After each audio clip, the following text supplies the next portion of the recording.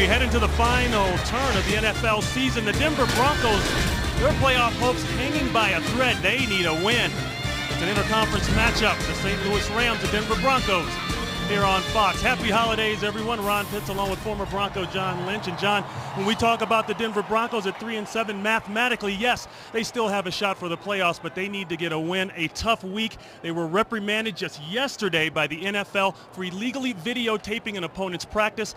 More on that in a second. Talking about the Rams now, they're 4-6. Don't laugh at the record. They're one game out of first place. They are chasing the Seattle Seahawks, but John, they come into this game having lost 2 straight. Yeah, but they're focused on the prize. Head coach Steve Spagnuolo said the prize is the NFC West, and they're right there. He said until they tell us we don't have a chance, we're going after it, and that starts today here in Denver. Now for the Broncos, Ron, it's been an eventful and embarrassing week that didn't start well in San Diego, getting drubbed by the Chargers on Monday Night Football, and certainly didn't end well with all the allegations off the field.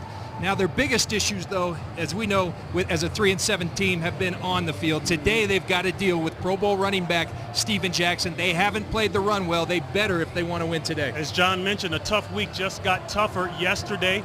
Reprimanded by the NFL, fined Josh McDaniels and the Broncos $50,000 each after a Broncos employee videotaped a 6-minute portion of the 49ers practice October 30th at Wembley Stadium in London, England. Now McDaniels declined to view the tape. However, he was still fined because he failed to report the incident as required by the NFL. For much more on that, let's go down to the third member of our crew, Nichelle Turner. Hey, Ronnie, Coach McDaniels said videographer Steve Scarnecchia acted completely alone in this matter. Now, you know Scarnecchia and McDaniels both come from the Patriots lineage, and back in 2007, they were heavily fined for what the league says was illegally taping another team's coaches in an effort to steal their hand signals. Now, this morning, our Jay Glazer reported that Scarnecchia will meet with the league to determine if he will be barred from working for them for life because he's not a first-time offender. Jay also reported that this investigation could be reopened pending what information Scarnecchia gives to the commissioner. I guess, though, guys, you'll have to deem this a black eye for the Broncos organization regardless of the outcome. Back to you. Absolutely. Thank you very much, Nichelle. And John, the first question, of course, is did Josh McDaniels know about the incident as it was going on? Well, apparently the NFL says no. And the great thing for us and for the Broncos is we've got a ball game to play, and that's what they're focused on right now, and that's what we're going to focus on. The Denver Broncos win the toss. They will receive. Eddie Royal is back deep. A long kick, and this thin Mountaineer as he watches it go all the way up to Boulder. So 1st and 10 for the Broncos, and that is Kyle Orton. He's got the most passing yards through the first 10 games in franchise history. He's already over the 3,000-yard passing mark. And Ronnie, he's really quieted a lot of the naysayers. Last year he had a successful year, but everyone said he was a dink and dunker, a game manager. This year he throws the ball downfield as well as anybody. 1st and 10 to play action. They do it so well, and a completion right off the top. That's the fullback, Spencer Larson. He loses the football, but well after the play, Atagwe is there with the tackle. We've talked about Orton. No Sean Marino, remember him, the 1st-round pick last year. He's gotten off to some slow starts, John. They're looking for him to get it going down the final stretch here. And he's looked better, as has this offensive line. You see the all-pro left tackle, the 2 rookies in the middle. This offensive line starting to play better football. A pickup of 11. Play action again, looking deep. That comeback, that deep comeback inside, John, we've seen that on film quite a lot. That's Brandon Lloyd, who leads the NFL with 19 catches of 20 or more yards. Well, Brandon Lloyd is an exceptional wide receiver, really coming into his own this year. Steve Spagnuolo said he attacks the ball when he catches it better than anybody in this league, and I think Ron Bartell, the cornerback, would attest to that after that play.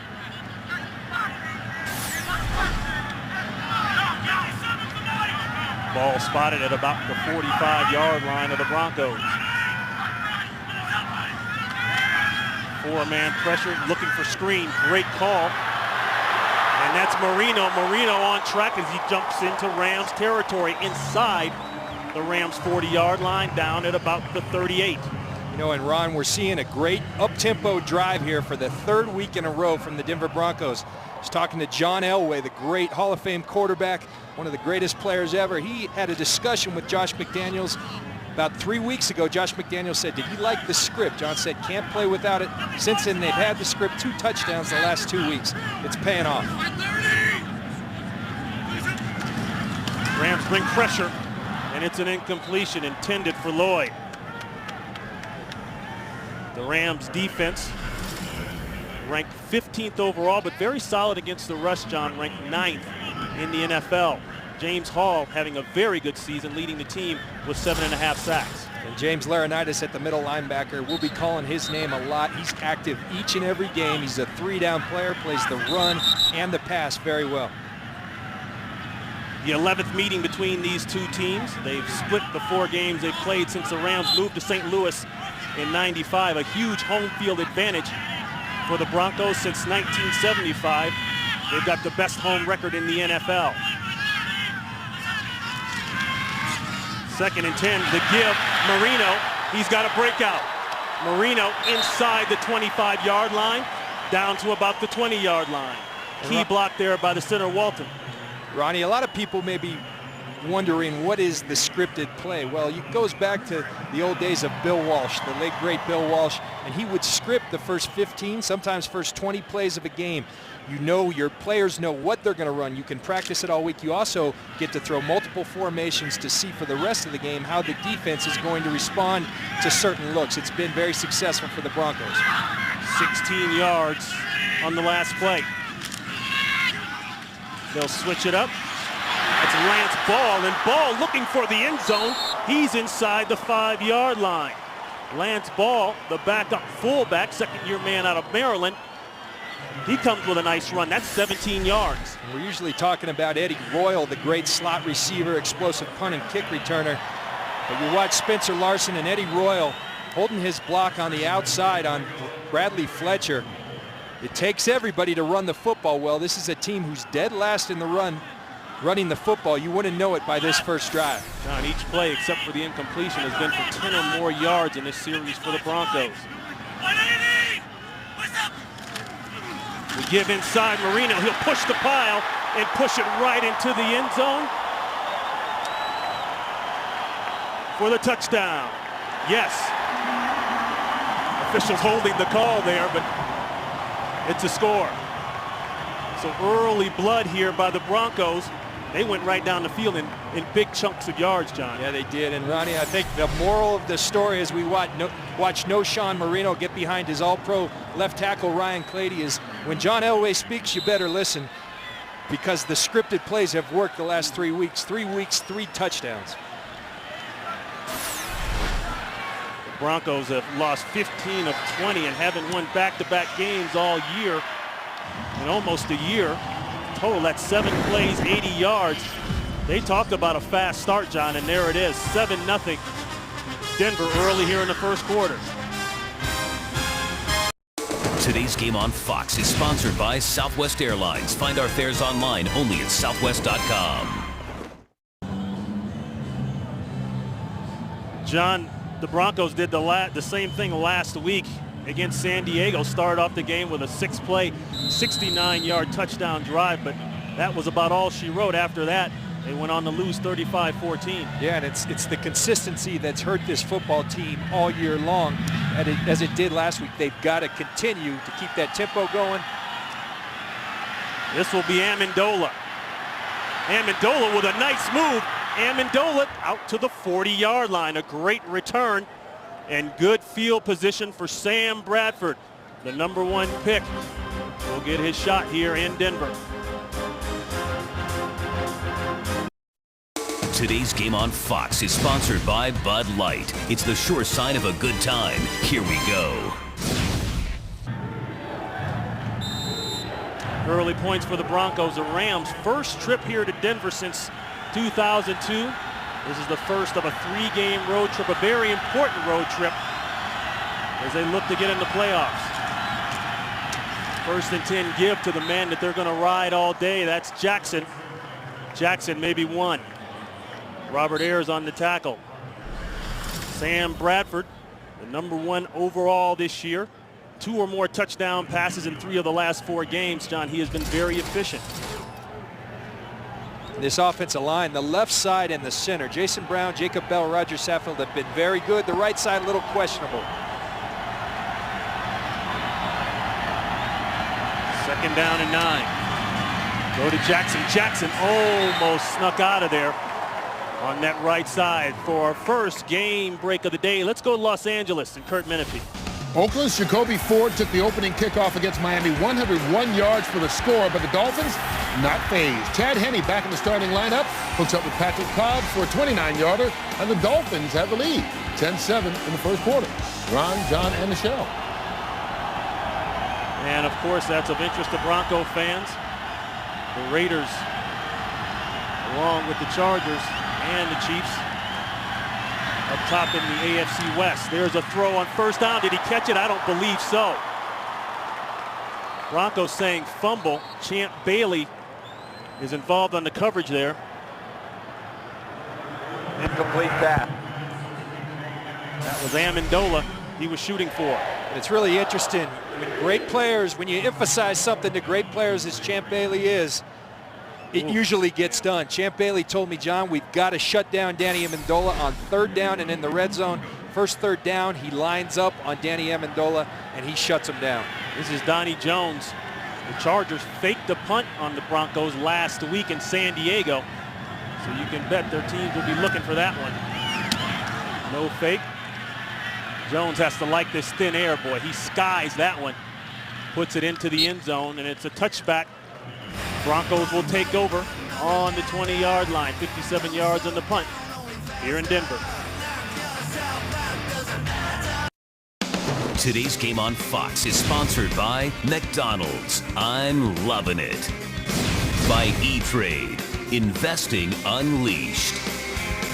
And by Windows 7.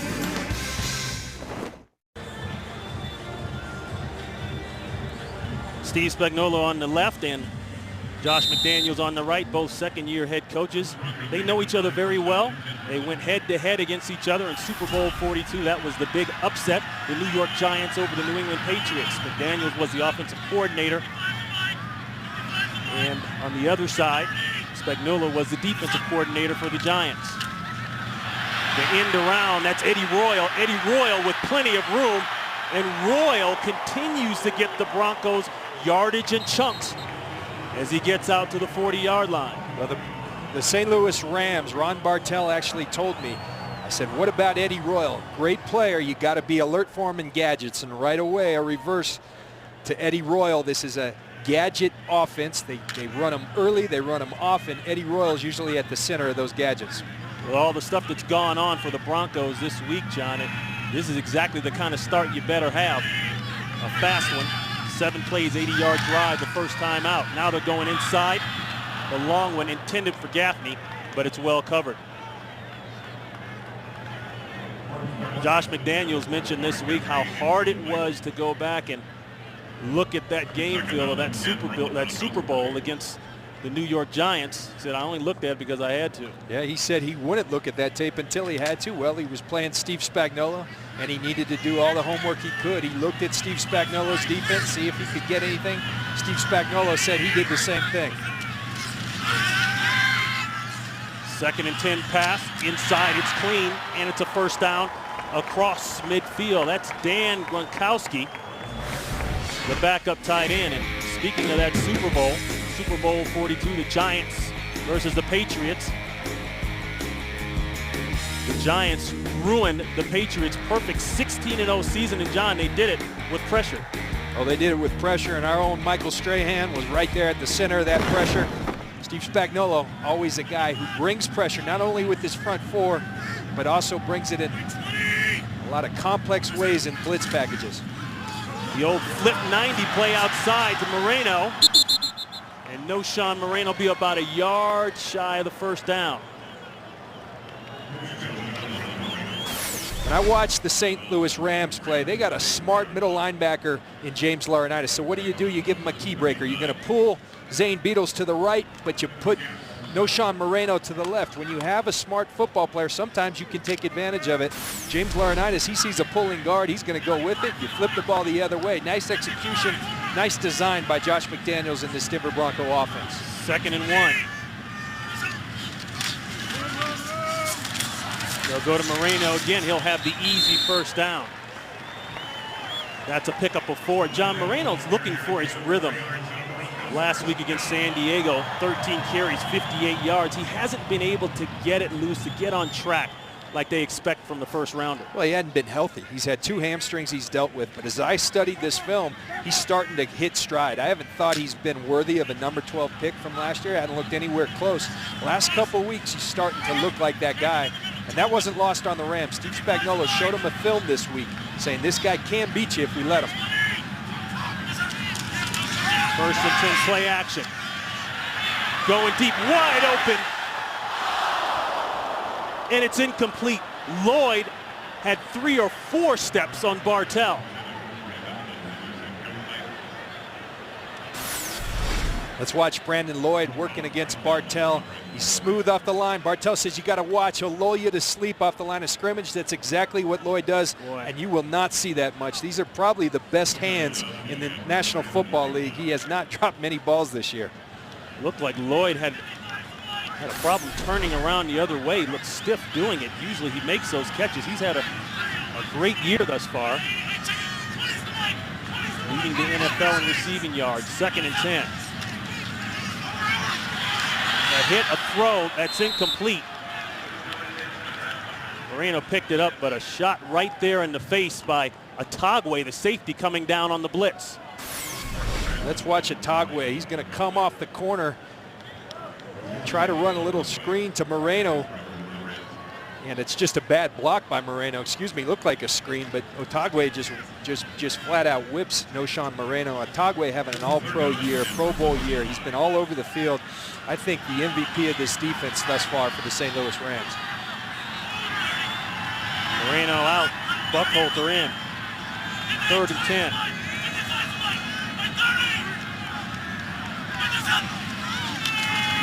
Pressure. Orton gets away, then finds a man. That's the tight end, Graham, but he'll be well shy of the first down marker. Darian Stewart is there, a pickup of 4. Pressure's going to come from defensive end James Hall, and you don't see that much. Ryan Clady, an excellent pass protector. James Hall has been relentless, though, in his pursuit of quarterbacks this year. Coming into the game with 7.5 sacks, and their ability to rush with 4 this year is the biggest difference to me for the St. Louis Rams defense. Blitzing when you want to as opposed to having to. 49 yards now for Prater. He hit from 62 in pregame warmups. And as you'd expect, that one is easy. Right through the pipes, no flags.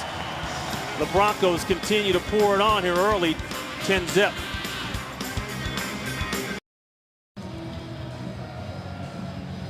Well, you would think with the eventful week that the Denver Broncos would be the team that started slow. And the St. Louis Rams, particularly their defense, have been great starters, only allowing 16 points through week 11 thus far this season, 10 today. Denver Broncos putting away the distractions, coming out and really executing well early, Ron. Shades of last week, the Rams losing to Atlanta 34-17. The Falcons held the ball 36 minutes and put together very long drives. Amendola will sit on it in the end zone. 10-0 game, 7 minutes here in the first quarter in Denver.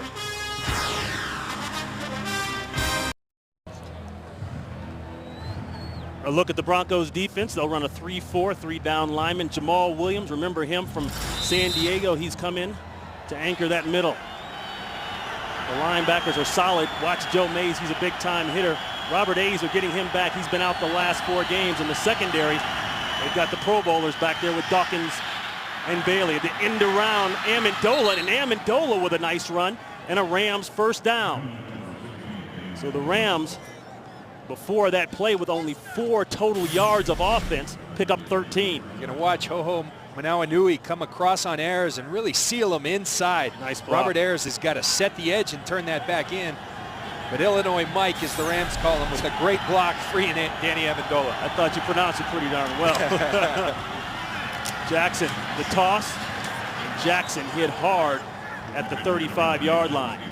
And he was hit hard by Brian Dawkins. And you know, Brian Dawkins has been taking a lot of heat this week because he had a rough game against St. Louis, rough couple plays, against San Diego on Monday Night Football. But when you've got a future Hall of Famer who's a little irritated, a good time to cut him loose. And Wink Martindale, their defensive coordinator, said he was going to do exactly that. Rams on the ball quick, 2nd and 8. Bootleg, throwback. That's the tight end. That's Fells. And Fells with a nice game. I think an interesting adjustment by the St. Louis Rams and their offensive coordinator, Pat Shurmur. They're coming with a no-huddle offense, a little sugar huddle as they call it, trying to get a little tempo, a little rhythm. They got down early. You got to do something to change the game, speed it up a little for their offense, get them clicking, and they're doing a nice job of it on this drive. 10 yards and a first. Broncos showing pressure inside. They bring it. Both linebackers, actually 3, ball knocked up high. Deflected by Justin Bannon, the free agent from the Baltimore Ravens, comes up with the play.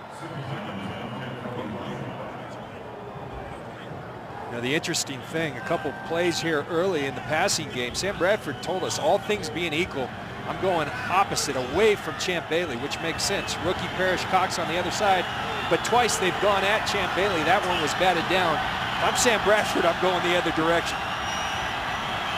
See the communication there with Jackson. 2nd and 10, give to Jackson. Jackson pushing through for a couple. Hagan there on the stop. And Jackson talked to us about sleeping in his altitude tent, John. And when he first said it, I know what a hyperbaric chamber is, but what is an altitude tent? You got me. He says it's a tent where the oxygen is shortened. It allows you to heal quicker, and most importantly for this week, he thinks it will allow him to breathe better up in the Denver 5280 altitude. And they let you know about it. There's that sign above the visitors' locker room saying you are now a mile high. 3rd and 7.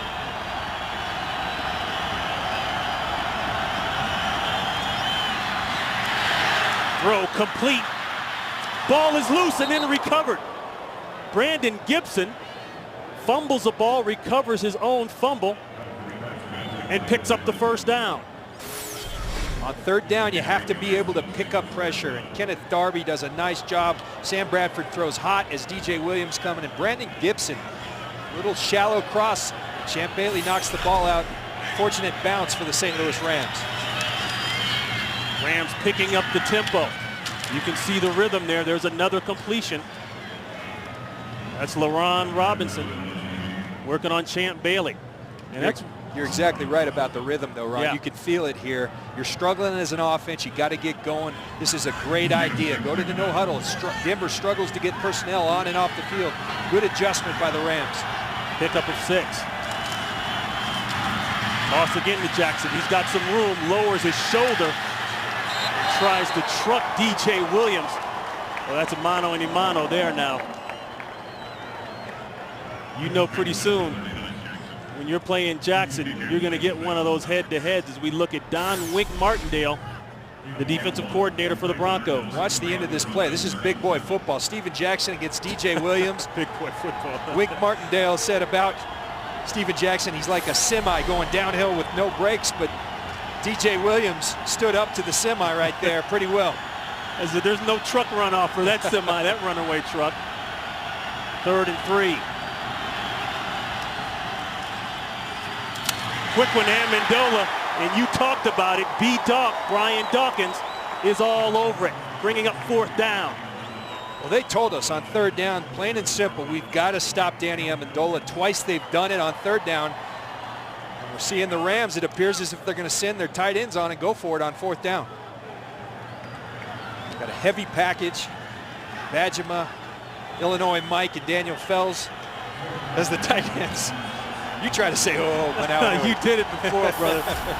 The Rams 5 of 10 on 4th downs this year. Here we go.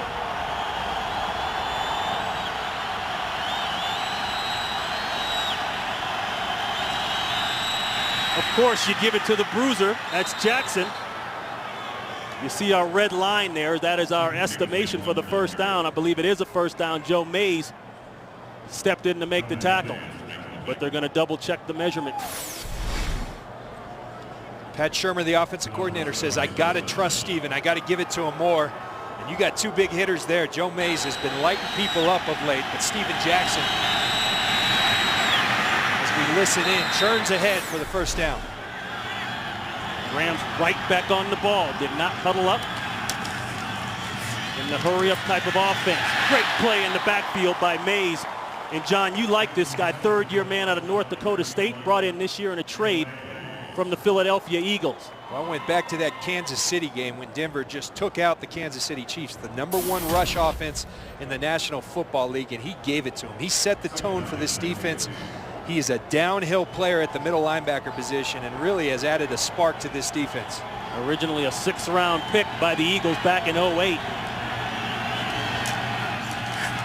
2nd and 12, nice call, screen. That's a tight end, Ho-Ho Manawanui, and Manawanui looking for the end zone, and he'll get it. Touchdown, Rams. No markers down, count it. 36 yards. The perfect call against pressure defense. The Broncos bring the pressure, and Pat Shurmur and Sam Bradford dial up the screen pass. Watch the pressure come.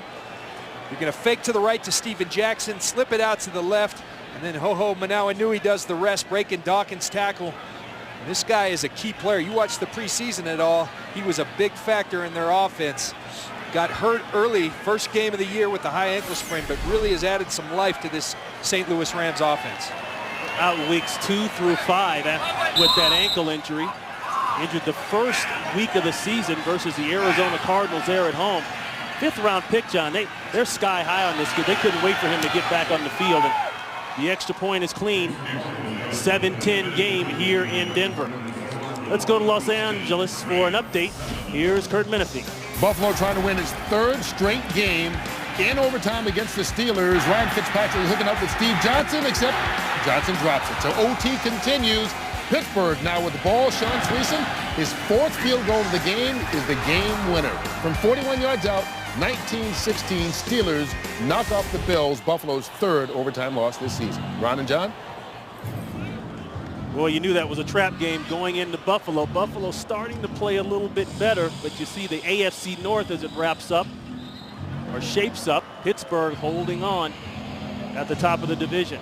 And that Ryan Fitzpatrick just puts a perfect ball on Stevie Johnson. Stevie Johnson's been phenomenal, much like Brandon Lloyd. Came out of nowhere this year to be one of the top receivers in the National Football League. So many tight races around the NFL this year.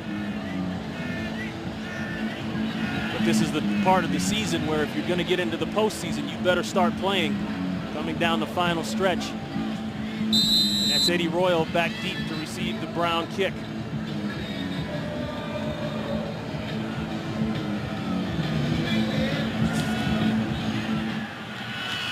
You'll see a lot of balls in the end zone here. And that's another touchback. Well, tonight on Fox, a Thanksgiving tragedy strikes an all-new Simpsons. Now somebody or something has got to go, or this is going to be one holiday for the birds. Don't miss an all-new episode of The Simpsons at 8, 7 Central tonight on Fox. And a look at the scoring drive. The Rams, John, in that up-tempo, I think, was the key. A great adjustment by Steve Spagnuolo, Pat Shurmur. Great adjustment. And now the Broncos, this is how they started last week. Started hot, the Chargers came back. They got to sustain themselves here and get some rhythm going for them. Moreno trying to turn the corner. Squeezes a couple yards out of it. Chris Long is there. Pick up a 4. You know, a common theme in the National Football League, because the New Orleans Saints talked about it a lot last year, is complementary football. And you can already see the tempo that the offense generated. Now the first snap on defense, people flying to the football. Sometimes what you do on one side of the ball affects your entire team.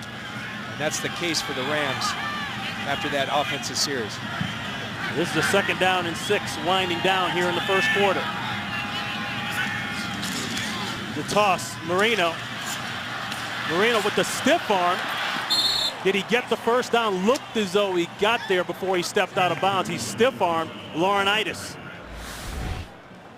O'Shawn Moreno, as I told you, Steve Spagnuolo early on put a film in this week to show Knowshon Moreno. So this is where it begins. You don't think so because they're the last-ranked rush team in the National Football League, but Steve Spagnuolo was wise, and they're going to have an answer for Knowshon Moreno because he's been very productive for the Broncos thus far today. A first down, a pickup of 8.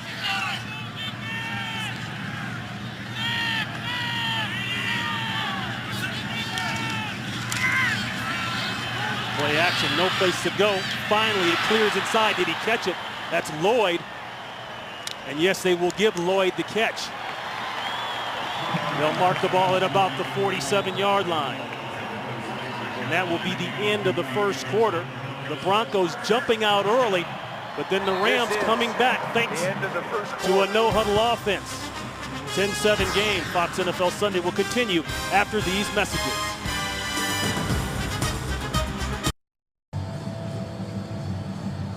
And that commercial, an interesting little sequence. Brandon Lloyd catches it. It's debatable as to whether it was caught. It was indeed. And you just listen to those Stanford guys, they'll lead you right. Otagwe told Spags, keep the flag in your pocket. Good decision. It was a clean catch by Lloyd as we start the second quarter here in Denver. Moreno trying to get outside. Avoids one man, does not avoid Ron Bartell. Well, and here is that sequence we were talking about. Brandon Lloyd off the play action, gets his hands underneath the ball. It is indeed a catch. Steve Spagnuolo's not so sure. Calls his Stanford guy, O.J. Otagwe, over, says, what do you think, O.J.? O.J. says, coach, put it in pocket. Well, when your team is the number 6 in the country, I guess you can advise the head coach personally, right? Number 4 now. Number 4 now, there you go. 2nd and 9. Play action, looking deep, he's got a man. Caught, Royal, excuse me. That's Gaffney with the catch, working on King. Their play action pass has been deadly this year. Interesting for a team who doesn't run it real well, but the key to this is Kyle Orton. His play action skills are incredible. You got a one-on-one situation outside, and Jabbar Gaffney on Justin King, their nickel defenders, a mismatch all day long, and they take advantage of it. 25 yards for Gaffney.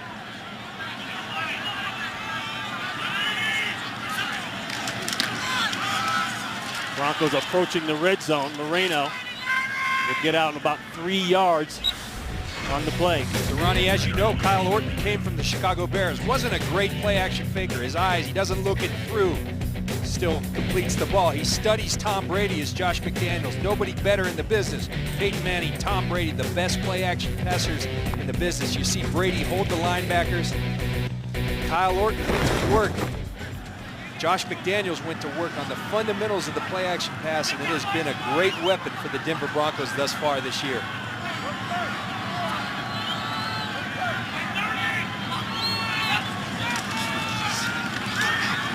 Screen, Moreno, nice tackle. Laurinaitis.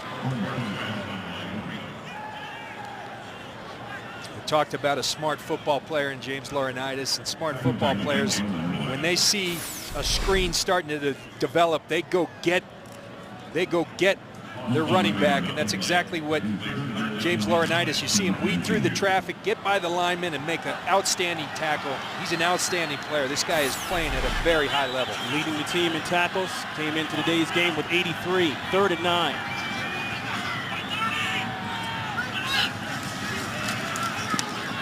Ball tipped, intended for Lloyd, but Otagwe got a piece of it on the way into the quarterback. Really interesting, Ronnie, as you said, tipped.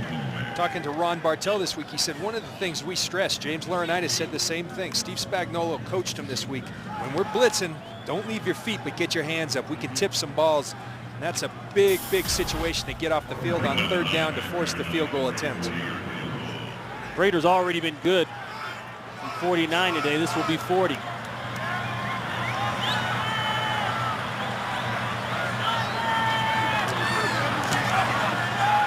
Drives this one through. It was low, but it made it through. 13-7. Broncos padding the lead.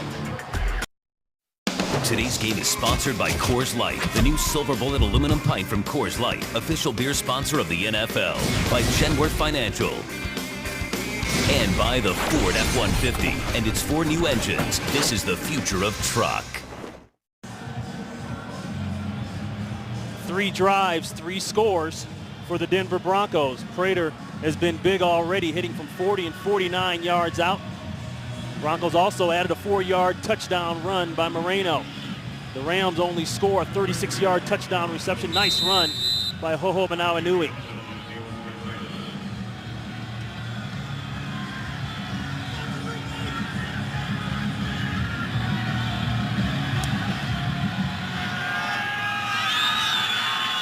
That one will sail 8 yards deep for a touchback.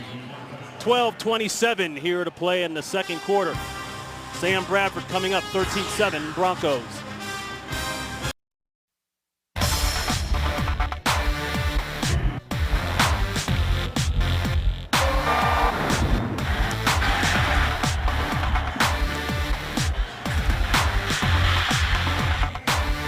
Ron Pitts, John Lynch, Nichelle Turner down on the sidelines.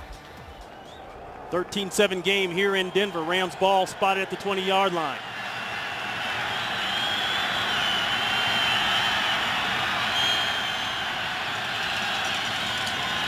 Fake to give to Jackson, to end around to Amendola. Amendola with some room. Look at Amendola go. Amendola out past the 50-yard line. 30 yards on the pickup. When you played in the league a while, you got to know when something's up. And Danny Amendola in base situations, something's up. They're going to give the football to him. He's usually in as a slot receiver on their 3 wide receiver package. When he's in with 2 wide receivers, the ball is coming to him. The Broncos not on their keys right there. Amendola, not a starter, but leading the team in receiving. Second in the NFL on 3rd down receiving as well. They'll try to hammer it inside for a few. They'll pick up 2.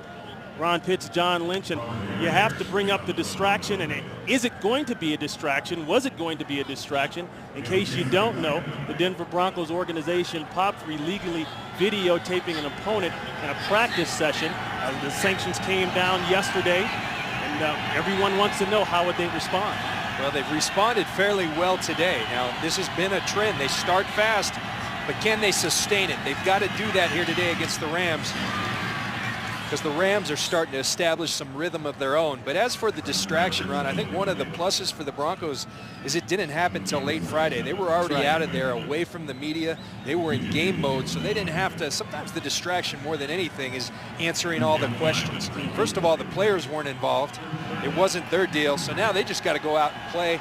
And they're fortunate to be able to go out on the field, get away from the distraction for a couple hours at least. The best cure for a distraction like that is what's always been the best cure, John, winning. It's a win. And the Broncos haven't had too much of those. 3rd down and 3. Crossers, he picks up one. That's a 1st down for the Rams. LaRon Robinson for an Eagles game break out to Los Angeles. And Kurt Menefee. Well, the Bears had scored touchdowns on back-to-back possessions, but back come Vic and the Eagles. Michael Vick hooking up with Jeremy Maclin on an 8-yard score. It's now a 14-10 ball game early on in the second quarter. Ron and John. Thank you very much, Kurt. That's Kevin Vickerson, 5th-year man out of Michigan State, slow to get up. We'll check on him when we come back. Rams marching down the field here in the second quarter. Today's game is sponsored by Burger King. Have it your way. Vickerson off the field, appears to be okay. Ryan McBean, the 3rd-year man out of Oklahoma State, will check in his place. They'll give it to Jackson for a few inside. And thus far, Bradford has been very efficient, John, at spreading the ball around. 7 completions to 6 different receivers. You know, and I talked to Pat Shurmur, their offensive coordinator, on the field, and he said, John, we play our best when we pound Steven Jackson. See Pat Shurmur right there. When we pound Steven Jackson and Sam throws it to about 7-8 guys. So good execution, good plan here early. And Sam Bradford, a stud back there, executing the plan almost to perfection. 2nd and 9. Plenty of time to throw, and it's dropped. Bajema couldn't hold on. You know, interestingly enough, Ron, you watch Sam Bradford, and we've been out to their practice, throws a very catchable football. That's right. But they're up near the top of the league in terms of drops, and it's just unexplainable because he throws certain guys throw a heavy ball. He throws a very catchable ball. That needs to be a catch, and you see the deadly accuracy. It's uncanny, the accuracy of Sam Bradford.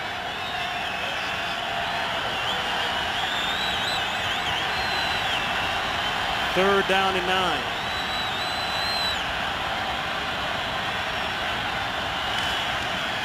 The slant, it's caught. That's Alexander. Boy, he lunges forward for the first down. Ball is loose, but they're going to say down by contact at the 20-yard line, and that's a first down conversion for the Rams. Denario Alexander, Sam Bradford said, my biggest guy, and he uses his body extremely well. He uses that size and speed, and you see it there. He uses his body to shield Parrish Cox, and then uses his strength to keep his legs churning for the first down. Alexander, inactive the last 3 weeks, had knee surgery 4 weeks ago. Literally going out there after just getting off the table. A timeout called by the Broncos. Rams threatening the score.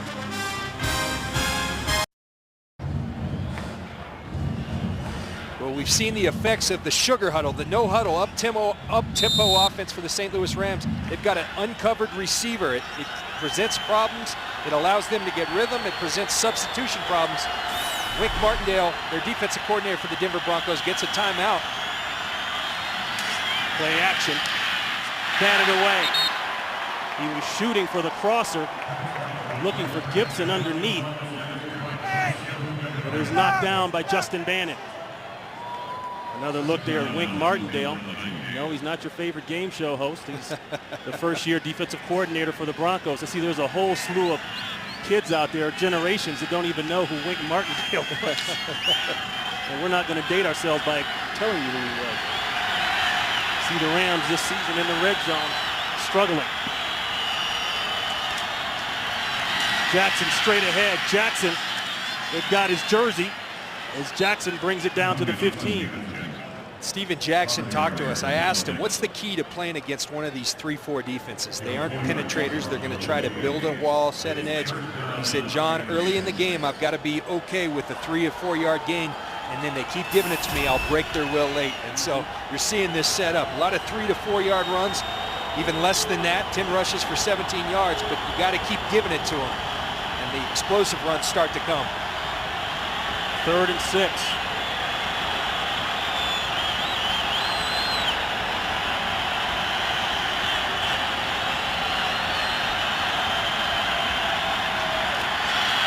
Alexander, he's got it. Is he in? He loses the ball. What do they call it? They're saying he's down at the 1.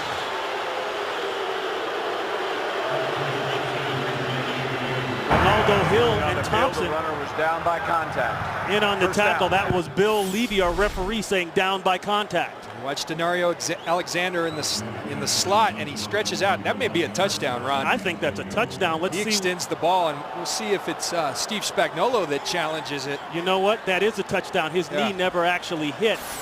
And once the ball crosses the plane, that's 6. And yes, Steve Spagnuolo decides to challenge it. And he's got the Bronco fans fooled. They're cheering thinking they challenged it for the fumble, but instead the Rams are... St. Louis is challenging the ruling on the field that the runner was short of the goal line. We'll review the play. I think it's a pretty quick decision. It looks like touchdown to me.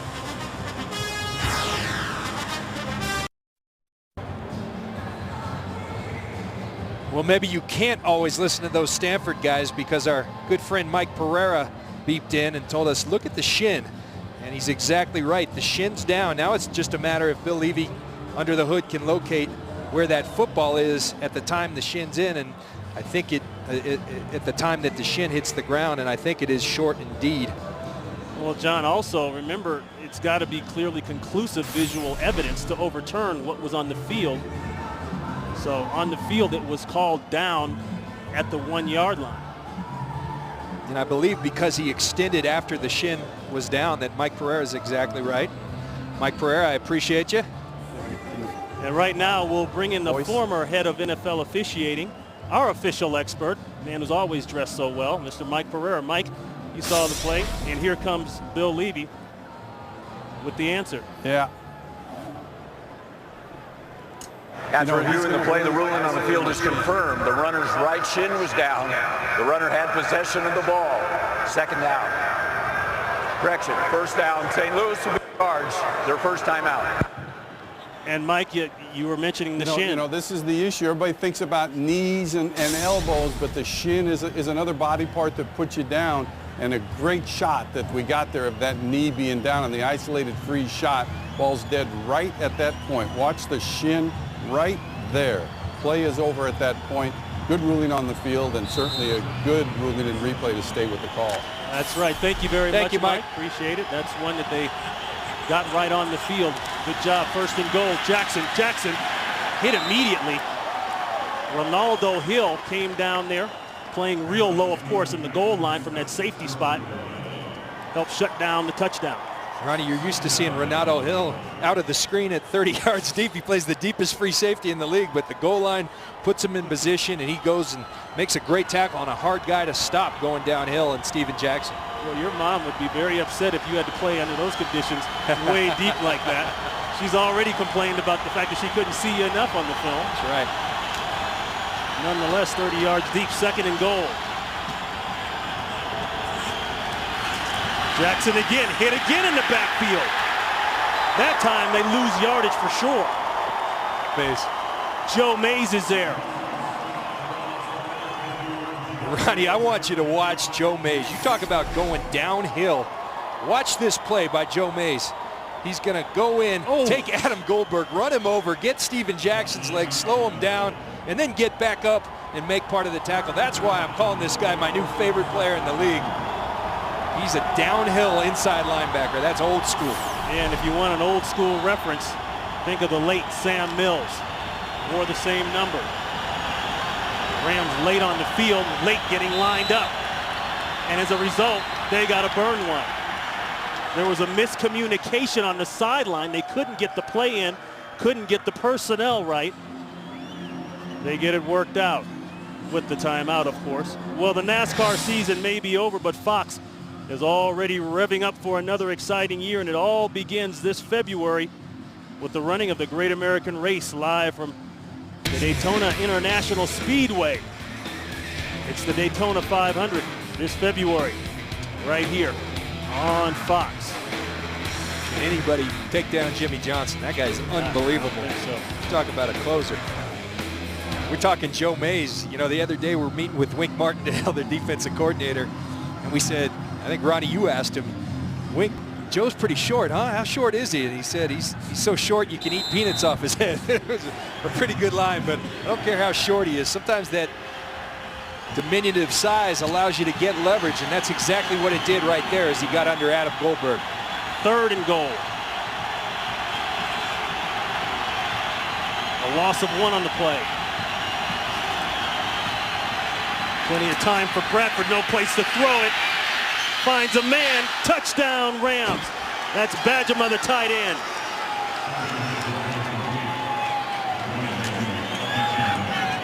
And Ron, that's the element of Sam Bradford's game that frankly has surprised a lot of people. They saw him as a pocket passer, but he extends the play very well, and Billy Badgema does a great job of getting open once he extends the play. Watch him get back. Robert Ayers comes with the rush. He extends the play, rolling out to his left, finds Badgema with an accurate throw. Great job by Sam Bradford. That's a money throw there. You talk about what your first rounder should do for you. You should be able to keep a play alive, and he does. 14-13 for a Kansas City update. That's Kansas City, Seattle. Let's go out to Los Angeles and Kurt Menefee. The Chiefs put defensive tackle Sean Smith at fullback, and it pays off. 1 yard touchdown run for the big fella. And the Chiefs lead at 14-7. But Ron and John, you're two defensive guys. I thought you might like that. They never gave it to me, Kurt. We were up there last week, and they had Sean Smith at fullback. Yeah, he whiffed in there. Yeah, he whiffed. He didn't hit anybody. But key now for Rams fans, of course, they're looking at Seattle hoping Seattle drops this one, because now that puts them in a better position to take control of the division. They're only one game behind the Seahawks, and the good news for the Rams is that they have beaten the Seahawks in head-to-head competition already this year. They've got to play them in the season finale back up there. That will be a big one. Yeah, and by virtue of no one running away with the NFC West, they got an early Christmas present. They're in the hunt, as we talked about in the open, and they've got as much chance as anybody at this NFC West. We talked to Ron, they beat the Seahawks. They can beat anybody in their division. This is a fairly good football team on the come. They're getting better as they go on. 1-15 last year, 4-6, but at times have played better than a 4-6 football team. So the first touchdown of the season for Bajema. We've got a one-point game. The Rams have clawed back. Short kickoff. This will be Royal, and Royal planted at the 25-yard line by Chamberlain. Ron, you talk about practice makes perfect. This is down on the field at Invesco Field prior to the game, and there he extends the play to his left. It's a nice, accurate throw, so what you practice does transfer over to the field. He's a guy who will tell you he likes throwing on the run. Johnny also told us we've got to win man-to-man, one-on-one battles, and that was the case there. Play breaks down. Bajema beat his man and won. Half roll, pressure. Orton reverses field, then throws it away. Looking back door there for Moreno, but the immediate pressure there by Chris Long.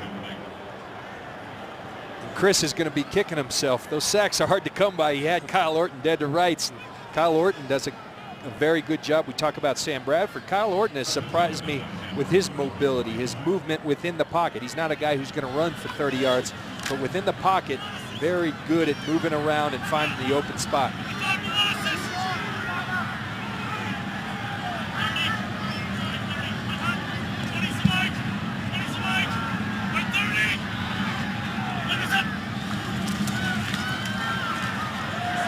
Going deep, they've spread the ball today. I don't think he got inbounds, and he didn't even catch it. That's Lloyd working on Fletcher. Ron, you can see, we were talking about it at the break, they're setting them up for the deep ball. They're running a lot of intermediate play action routes. Right. You knew the deep ball was coming, and there it was. There was the shot, and a very nice job by Bradley Fletcher.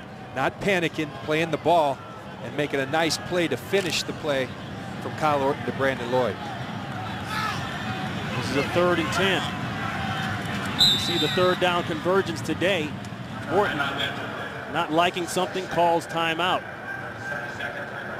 John, I look at the run offense in terms of stats for the Broncos. Ranked 32nd. Boy, it's almost hard to believe. You think back to the days of Terrell Davis and the zone blocking scheme and how good that team was with 1,000-yard rushers year after year. There's been a lot of changes around here, and all of them haven't been so positive in recent years. Well, next weekend on FSN, one of the greatest rivalries of all time takes center stage. USC taking on UCLA. UCLA and Jonathan Franklin will try to turn the tide and get a win for the Bruins. College Football Saturday next weekend on FSN. And John Lynch updated me a few moments ago. It's alma mater, Stanford, clawing their way up, ranked number 4 overall in the country. Unfortunately, John, they got Oregon in there. One of the best in the country. 3rd down and 10. Check down throw, it's complete. Close to the first down, Moreno, but he's going to be about 2 yards shy. Let's see where they mark it. Yeah, they'll mark him shy, and that will bring on the punt team for the Broncos. CJIU with the tackle. And Ron, I don't care what level, whether it's the Pop Warner level, the high school level, when you hustle to the football, good things happen. That's a defensive lineman who rushed upfield, turned around, ran downfield, and made the tackle prior to the first down. Outstanding hustle and pursuit by CJIU. A 3 and out, and that will bring on Britton Colquitt. Colquitt, one of 2 brothers in the NFL punting. His brother Dustin punts for the Kansas City Chiefs. A marker goes down. 4th down. My guy Joe Mays, who I've been bragging about so much, was on the sidelines. Just because you make a nice play on defense, you got to get out there for your special team responsibility, and it forced them a delay of game penalty on the Denver Broncos.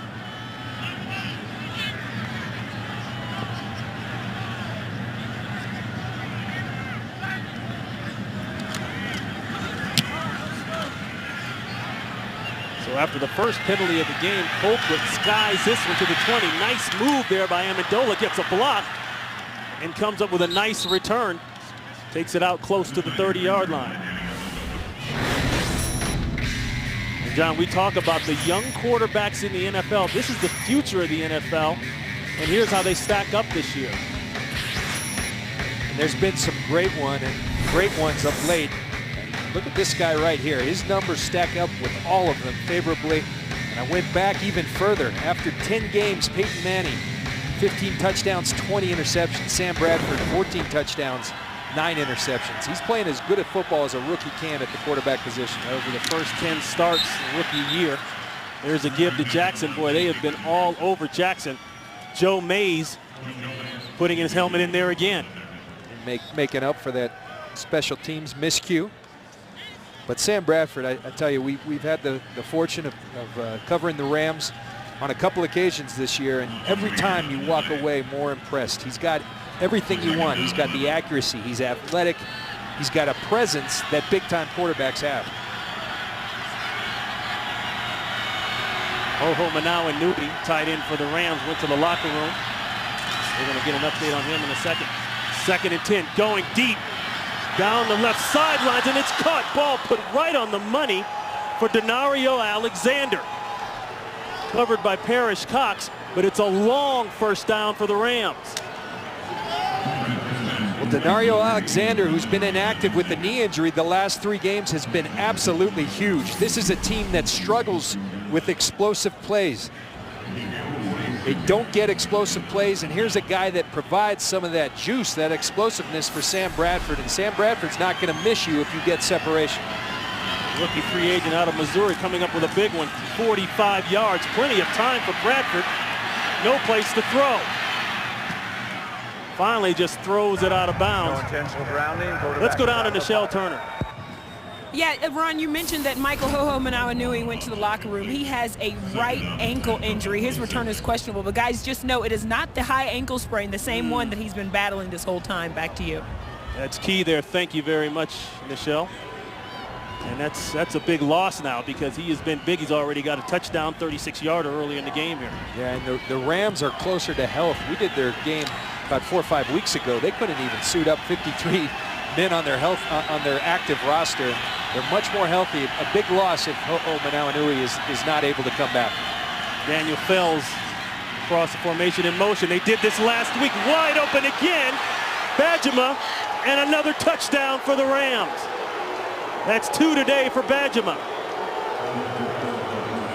And Ronnie, when you're not playing good defense, you're not studying your keys. That's the exact play they ran to a different player, Manauanui, last week versus the Atlanta Falcons. That's inexcusable if you're the Denver Broncos defense.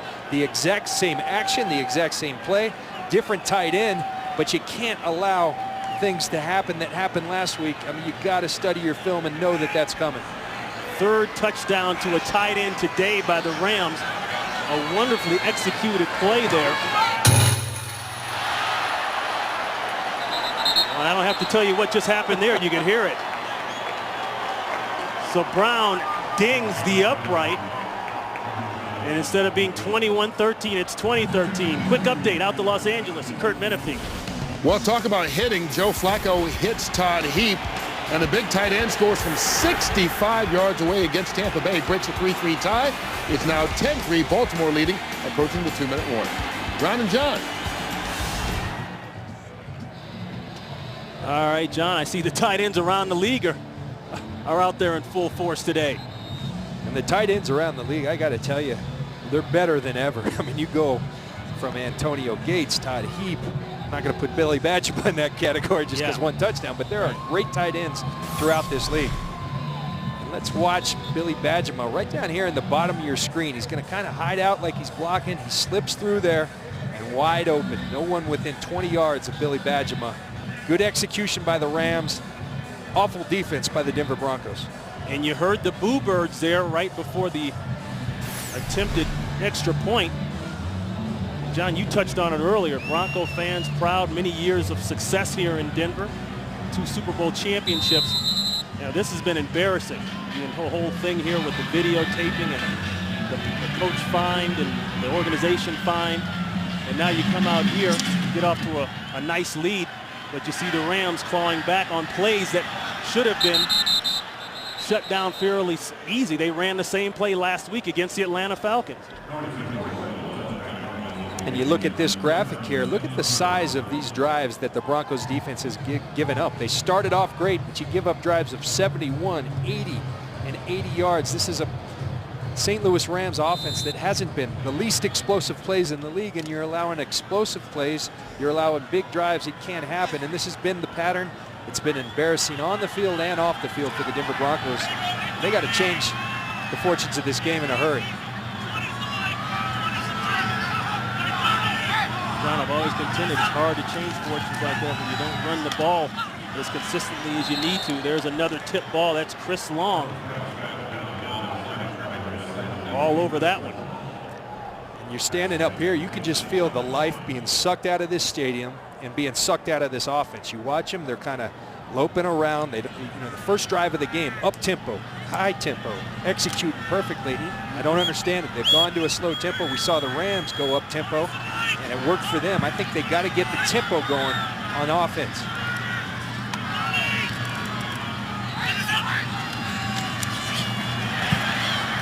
Trying to throw the middle screen. Runner, number 27, was in the area. And he just threw it down. Moreno comes up limping. The pressure on the play there by Justin King, the corner, along with Laurinaitis. A really nice setup for a play. You're going to watch Noshan Moreno on the middle screen, but Kyle Orton gets too much pressure too quick. The screen is typically a good play, as we saw earlier with the Rams against pressure, but you got to be able to give him some time to get the ball to his receiver. Buckhalter checks in, 3rd and 10.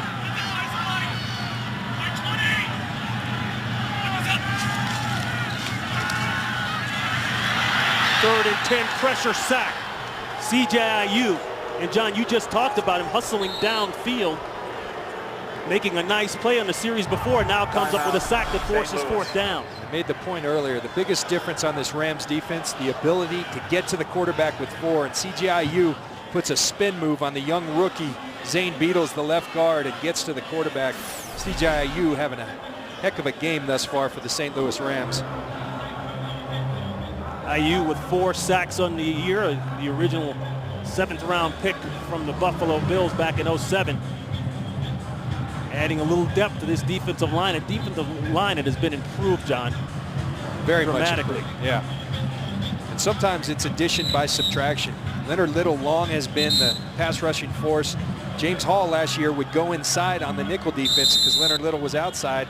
They shifted Chris Long from one side to the other. James Hall stays in the game. You got guys like Aiyuk inside. It's been outstanding, and their depth is just getting better. So Colquitt at his 2-yard line will get it out.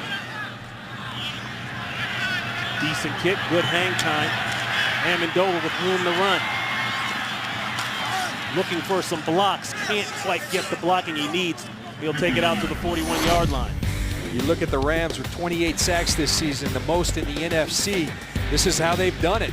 Last year, it was all pressure, but if you can get there with your front 4 and blitz when you want to blitz as opposed to having to blitz to generate pressure, it's a win for your defense. And the Rams have done an outstanding job of it all year long. I got to tell you, this guy right here, Fred Robbins, maybe their biggest acquisition other than Sam Bradford, the quarterback. He's provided a lift, a presence inside on that defense that they sorely needed.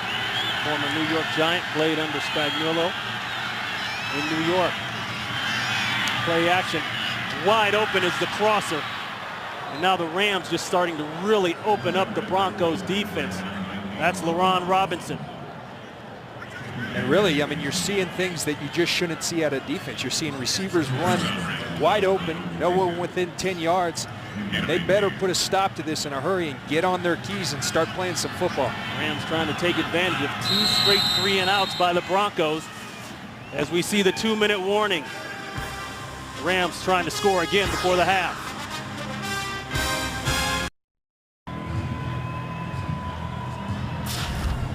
Look at the offensive leaders, a career high 3 touchdowns already for Sam Bradford. And we prefaced it coming into the game, 2 or more touchdown passes in 3 of the last 4. And he is living up to the billing.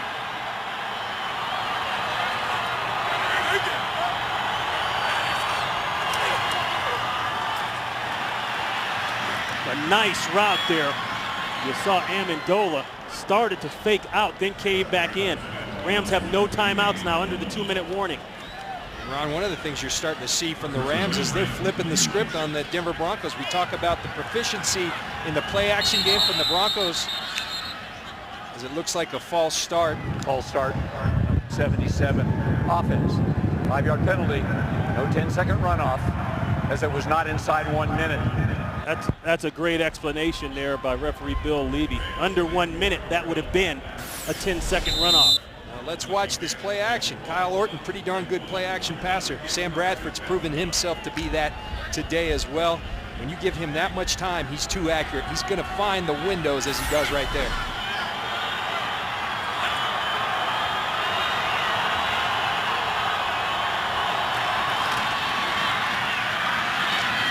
First and 15 throw. The Rams are going to get a flag. That's going to be interference on Parrish Cox. They got 3 flags. That one was pretty obvious. You very rarely see 3 officials down there throw flags. You think they saw something? He got there early. Intended for Denario Alexander. Number 32 defense. Hook and turn the receiver. First down. Spotted the foul. Watch Parrish Cox come underneath, but it's with that left arm. You can't see it from that angle, but he hooks him and impedes his progress with that left arm, which is illegal. They'll catch that every time. Cox, a 5th-round pick out of Oklahoma State. It's popped for the hold there, the grab. Check down, Amendola inside the 10-yard line. And Ronnie, if you're the Rams, you're 4-6, but you're in this playoff hunt. You want to take that next step as a team. You got to learn to put the dagger in teams. The Broncos are reeling. This is a pattern they've gone through. You've got to put the touchdown and put the exclamation point on this half.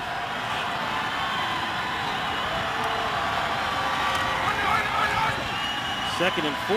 No pressure on Bradford whatsoever. Goes to the backside, intended for Jackson. And it's incomplete. But, John, you're just not seeing any heat on Bradford. No heat, and that's been a problem. I mean, this is a Denver Broncos defense that only has 14 sacks in 2010. He's got all day to throw. Now, they do a good job of covering up downfield, but you have to be able to pressure the passer in this league, and it's been a big problem for the Denver Broncos. Now, Elvis Dumerville's gone. You know, as they say, Elvis has left the building. Somebody else, or collectively, you better step up, and they have failed to do so. 3rd and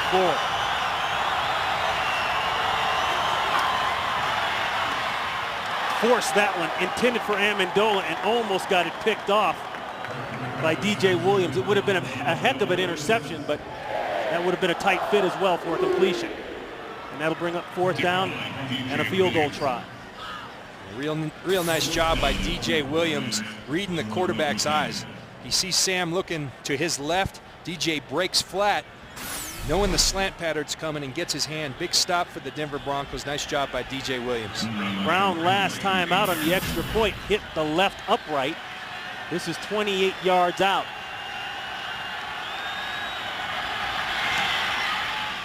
Puts it through clean. No marker. So the Rams go down the field and add points. Coming up, the Visa halftime report. Kurt, Terry, Howie, Michael, and Jimmy will have all the scores and highlights. They'll talk about Leslie Frazier. He'll get the shot as the new head coach of the Minnesota Vikings.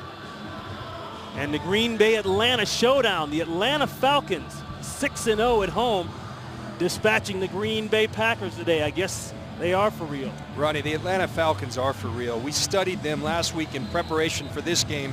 They played the St. Louis Rams, and they've got a great quarterback, and they are a well-coached football team. They don't hurt themselves. They put the pressure on you because they aren't going to make mistakes. And when you've got Matt Ryan playing at the level he is with the weapons, Gonzalez, Roddy White, they're a tough team to beat, and they're just getting better as the season goes on. So 54 seconds left here after a nicely engineered drive by Sam Bradford and the Rams. Did it, John, with no timeouts. Went right down the field. Very porous Bronco defense. The Broncos with one timeout left will try to engineer a drive of their own. Taken inside the 10. Ball is out. That's Royal. A loose ball. Boy, and this would be just devastating for the Broncos here. Turnover right before half, and it is a turnover. Bill Levy signals Ram ball.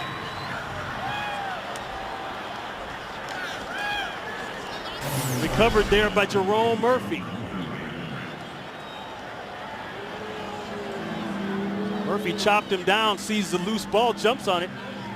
You know what? He's going to get a plus in the special teams meeting. Yeah, he is. And remember, this challenge will have to come from the booth. Under 2 minutes. Try to look at one more angle. Key is, was that ball on the way out? Can't tell yet. That should be a review, and it appears as if he is down by contact, and the ground does cause the fumble. Timeout Denver. That's their third and final charge. Now timeout. Denver burns a 30-second timeout for the sole reason of hoping that the booth says, okay, since we have a stoppage to play, let's go look at it again. And a smart move by Josh McDaniels. He's probably wondering why they haven't challenged. Bill Levy's talking to him, but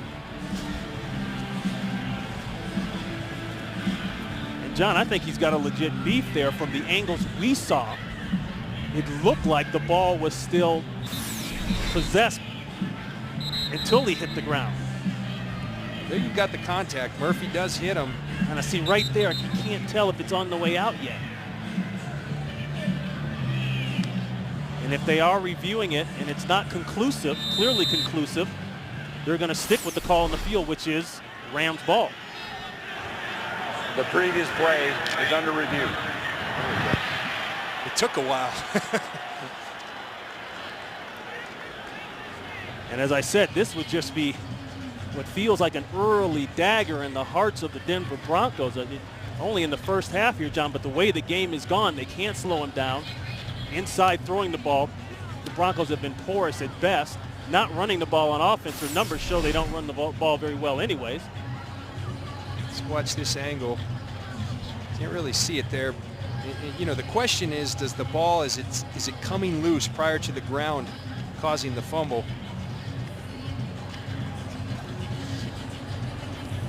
Can't see it there. And remember, on the field it was ruled a fumble, so there'll have to be conclusive evidence to overturn that as Bill Levy goes under the hood.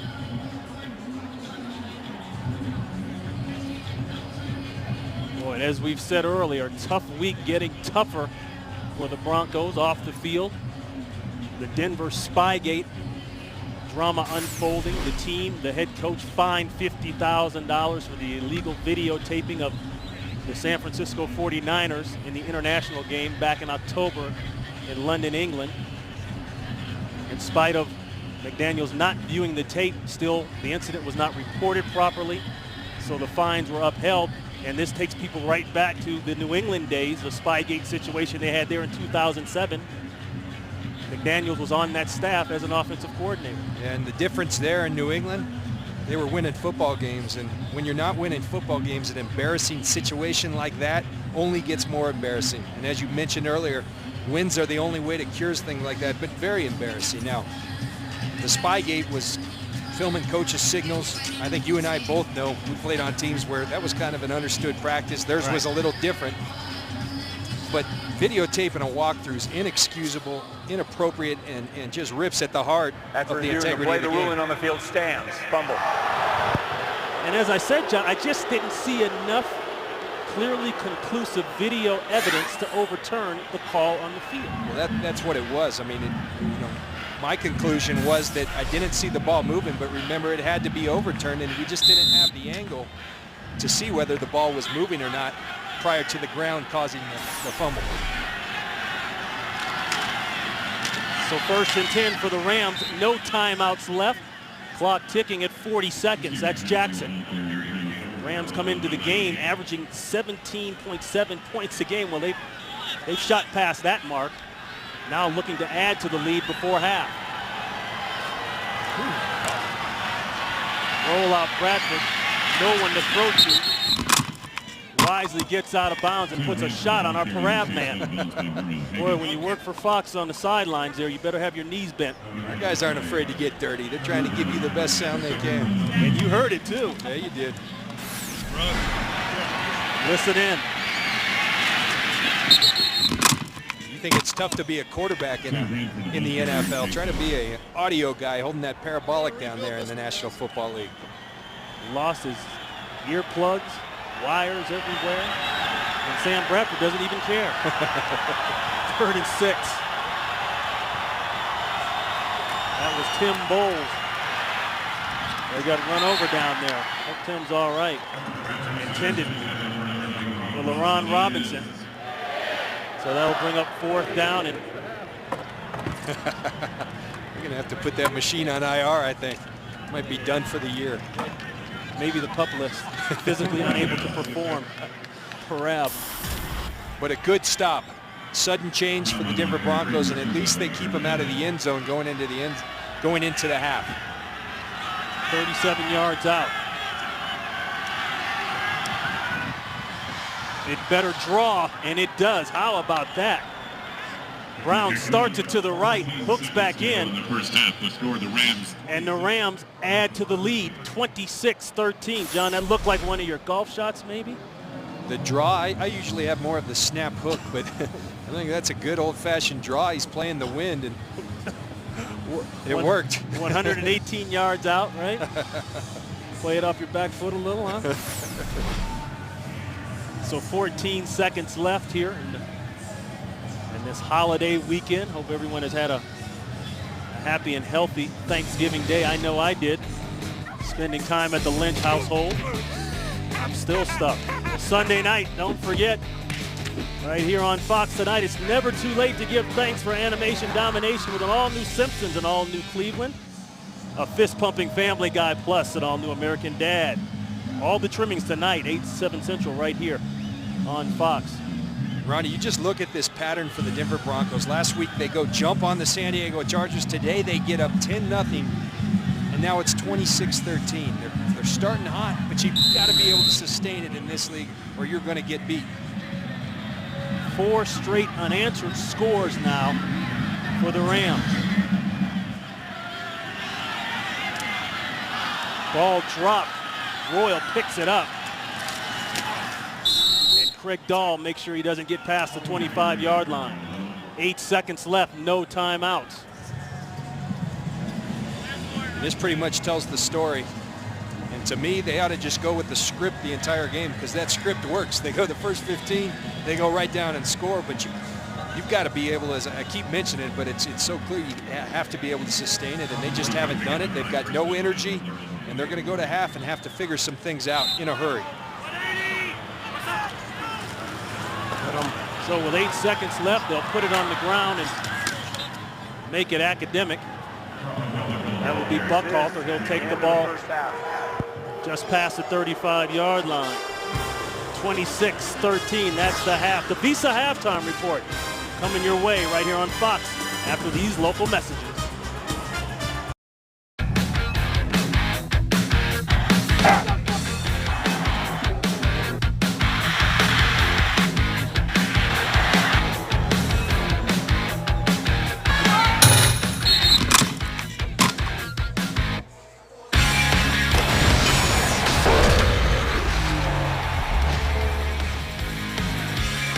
Don't forget to follow your favorite NFL team all season long. Go to itunes.com/NFL. We're set to start the 3rd quarter here in Denver. Ron Pitts, John Lynch, the Denver Broncos in trouble. They came out in practice and they said, yeah, we have to let number 8 beat us. Well, so far, number 8 is beating him. Yeah, their number 1 priority was to stop Steven Jackson. They've done a nice job of that, but I think they underestimated Sam Bradford. And you know, I don't fault them. You've got to be able to stop Steven Jackson, but don't underestimate Sam Bradford. This kid's an excellent quarterback, and he's showing it out here today.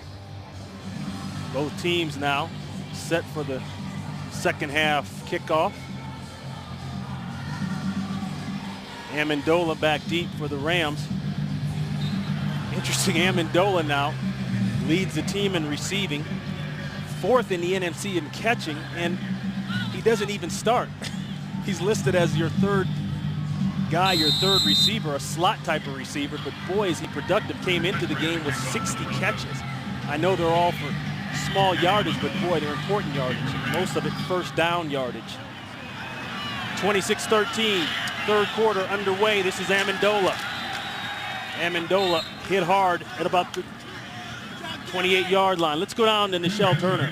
Well, guys, remember the movie Remember the Titans? Well, these coaches told their teams, remember the quarters. Coach Spagnuolo told his team, remember that 2nd quarter. He says it was nearly flawless on both sides of the ball, and that's the kind of football he knows his team can play. Coach McDaniels, on the other hand, told his team, remember the 1st quarter. He says, make some small adjustments, play a good 3rd quarter, and then this team will have fun in the 4th. Back to you guys. Thanks, Nichelle. Although I don't think for the Broncos, they're small adjustments. They're bigger adjustments that they need. And number one, they've got to put some life in this team, in this crowd. Opening play of the 2nd half, a completion. Bradford picking up right where he left off to Daniel Fells. And a nice gain on 1st down. You check out the 1st half. It starts off 10-0. And the Broncos are dominating this football game. I think at one point it was 129 yards for the Broncos to 4 yards for the Rams, and since then it's been all Rams and Sam Bradford leading the charge. So 1st and 10, 13 yards on the pickup. Jackson, and Jackson will lose. That's Kevin Vickerson in the backfield. And John, going back to Bradford, you heard on the pregame show this morning, Terry Bradshaw listed him number 5 of the top quarterbacks under 30 years of age. They're really the future of the NFL this year, and he said he likes so many things about Bradford, especially his poise throughout the game. He's got outstanding poise. He can throw the football, and as we've mentioned and seen with this play action and bootleg passing, he's very athletic, can throw on the run at a high rate. Play is stopped. We've got a penalty. False start, number 49, offense. 5-yard penalty, 2nd down. Let's go to Los Angeles for an update. The Bears and the Eagles. Here's Kurt Menefee. You guys mentioned the big day for tight ends around the league. Bears tight end Greg Olsen goes up and gets this one. It's the 4th touchdown pass for Jay Cutler as well. 28-13. Bears running away with this matchup of division leaders early in the 3rd. Brown and John. Now, Kurt, they're really just sticking it to these Denver Bronco fans. Now, Kyle Orton's had an outstanding year, but Jay Cutler, 4 TDs today. It's not what Bronco fans want to see. Pump fake, 2nd and long. Backdoor screen. The Broncos are all over it. A guy really who's made consistent plays all day, John, Joe Mays. Yeah, and you got some players, Champ Bailey's, the DJ Williams, the Joe Mays playing with energy. The rest of the team, they've got to feed off that kind of play and bring that kind of energy to their play. The pass rush has got to start coming to the party, and if you can't get there with your 4 or your 3, you got to bring the pressure. And Wink Martindale told us before the game that's what we were going to see, a lot of heat. They got to start implementing that. Here they have a little speed rush. Cassius Vaughn, number 41, playing the defensive end position. That's a loss of 7. Check it down. They'll let Darby try to run, but Darby's got to hold on to the ball before he has a chance to run. He can't. That'll bring up 4th down. This is Cassius Vaughn, the rookie cornerback, playing at the defensive end. Gives a little up and in move and forces Bradford to get rid of the ball early. Good job by the Broncos of making an adjustment, getting pressure on Bradford. Darby's got to catch that football. John, that will end a string of 5 straight possessions for the Rams with a score. Mentioned that going in at halftime. The Rams had scored the last 4 possessions. That one nearly blocked. Jones gets it off clean. Taken at the 19. Royal almost got out of there. A marker goes down as Royal goes down at about the 32-yard line. Let's check the flag.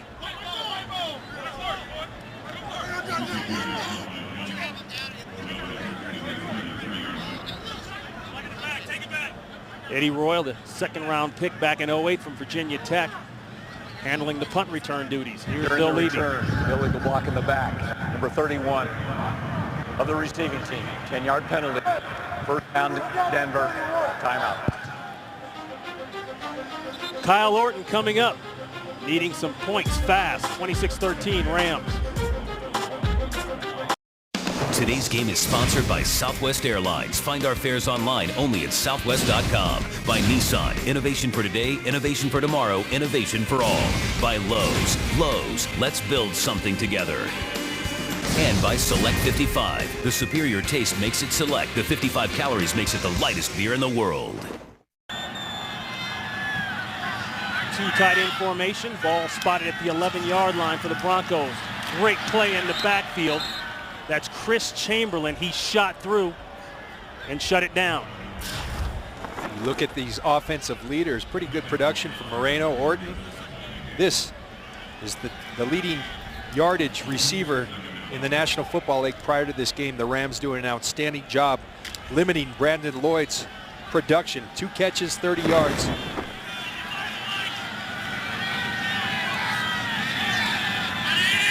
Loss of 2 in the play, 2nd and 12. Play action, plenty of time, needs a man to go to. Comes up with it, that's Jabbar Gaffney.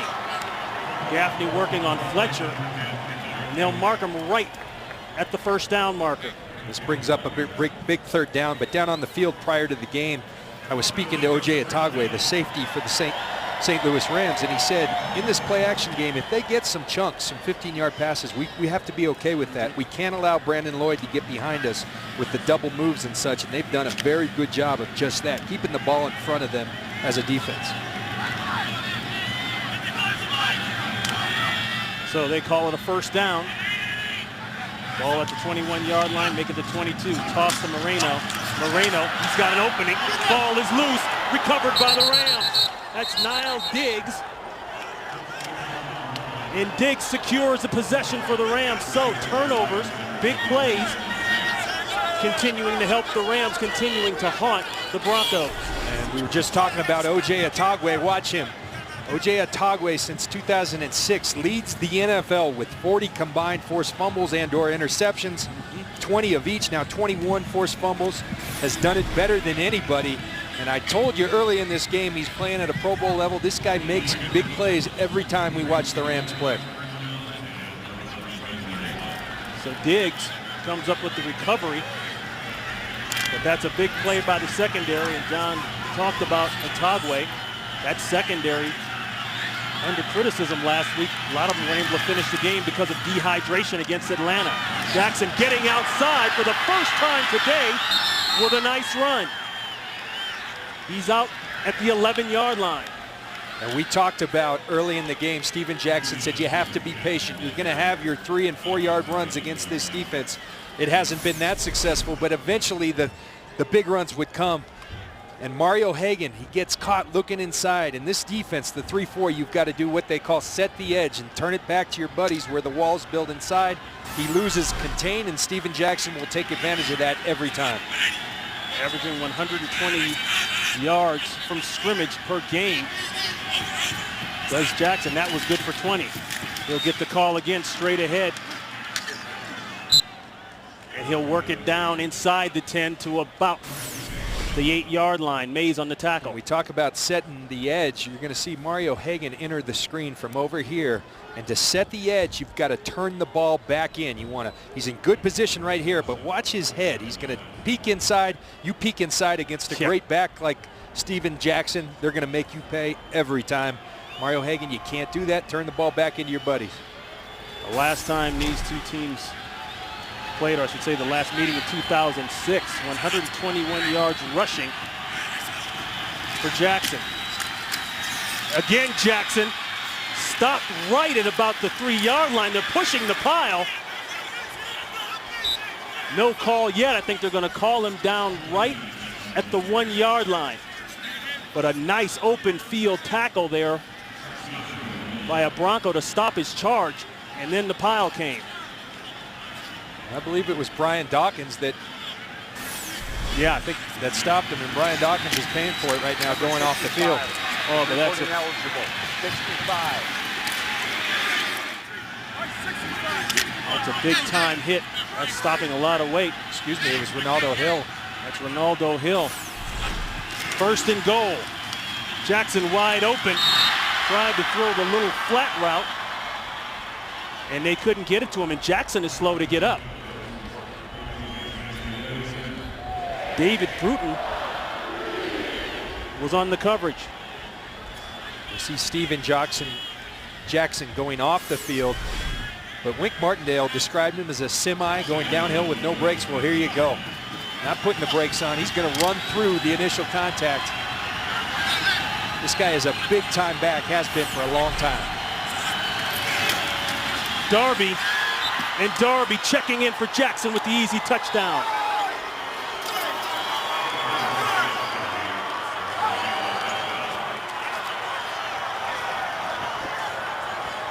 And so the Rams, with a season high now for points in a single game, eclipsing their old mark set earlier this year of 30 at 32, maybe 33. Let's take a look at Jason Brown, the center, on Joe Mays, and open up that hole, and it's a walk-in for Kenneth Darby. How big was that hole? My gosh.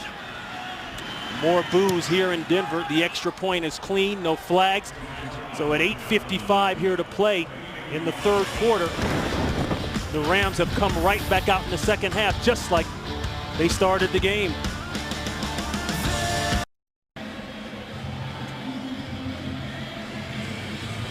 So the turnover by Noshawn Moreno sets it all up. 5 plays, 31 yards, and the easy touchdown by Darby puts us 33-13 here. Really, John, just getting underway in the third quarter.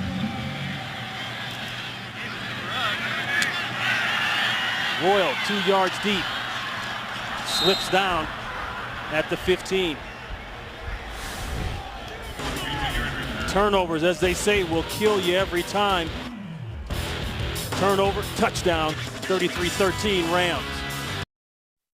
Today's game is sponsored by Verizon 4G LTE. Rule the air on the most advanced 4G network in the world.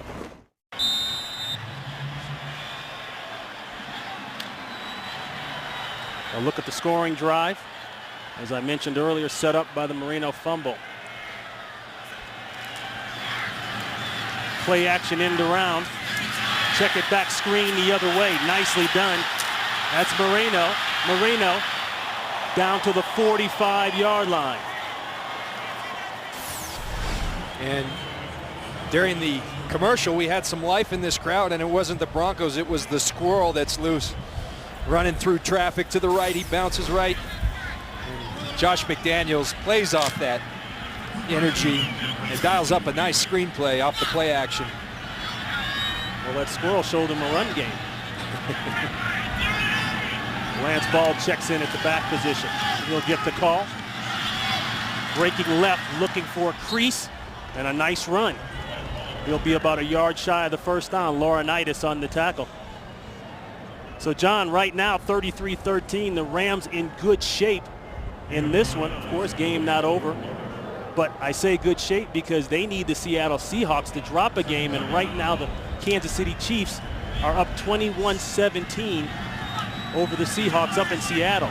So a loss by by Seattle, and a win here would shoot the Rams up into that first place slot. That's Ball again.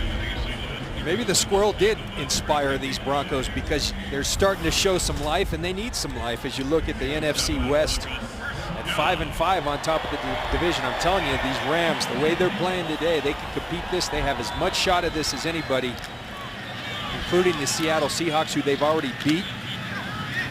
But if you're the Denver Broncos, you have to just keep playing. 33-13, it's not good, but you keep playing.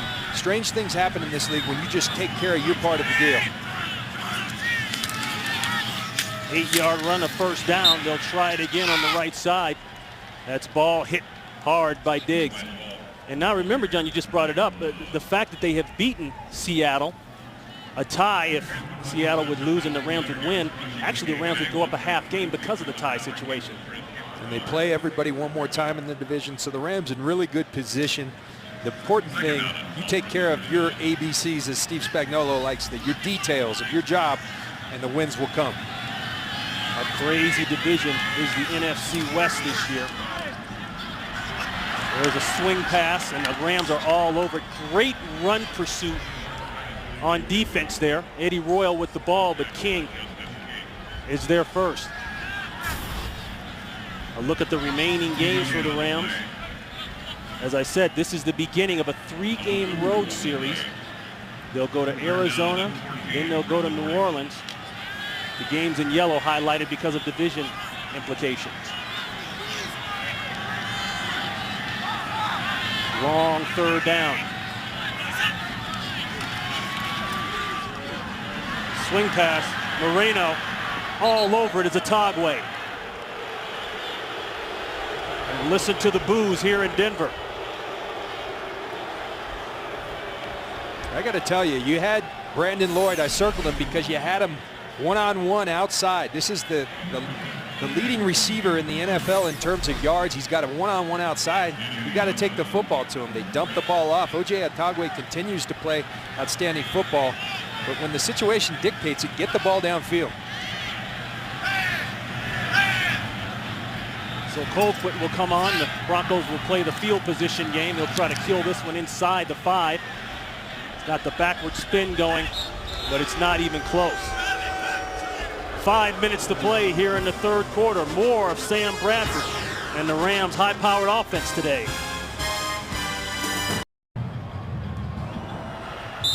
Well, from all of us here at Fox, we'd like to welcome the men and women in uniform serving around the world watching today's broadcast in 175 countries on AFN, the Armed Forces Network. Thank you for your support in protecting our freedom worldwide. That's Jackson. Jackson appears to be okay. Nicked up a little bit. A change on the flip side, though. Nate Jones subbing in for the injured Brian Dawkins. Ronnie, back to the Armed Forces men and women across the globe watching our broadcast.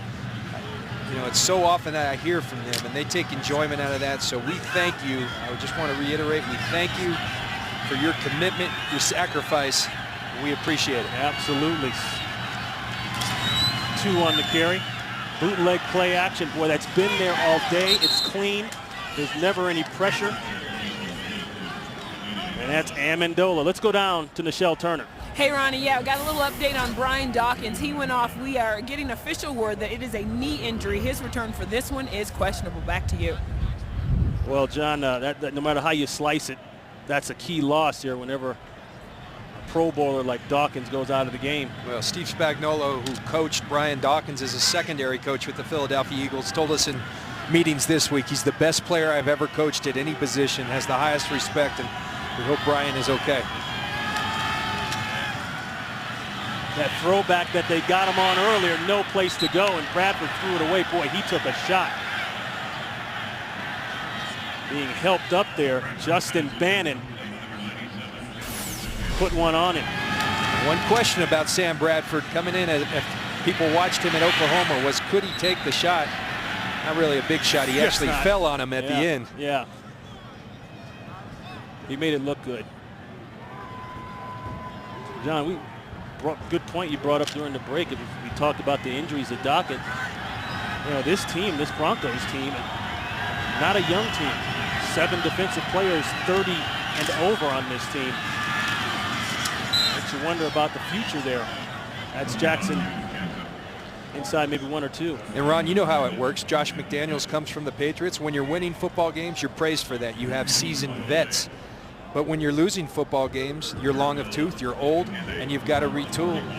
And I can't argue with that. And the problem with the Broncos is that you don't see anything under these guys. It's not like these guys are starting, but there's young players behind them. There's nothing there. And so that makes you feel like this turnaround's going to take even longer.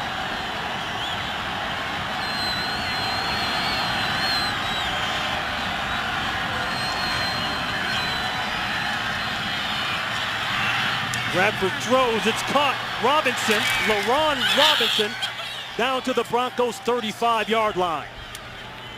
And another Ram first down. Now, if you're going to play good defense, you better be able to rush the passer. Look at this pocket, look at this time. He pats the ball 4 or 5 times, You give Sam Bradford, any quarterback in this league, that much time, they're going to find open windows. The inability to rush the passer has killed this defense all year long, and it's killing them again here today. 24 yards. Bradford to Robinson.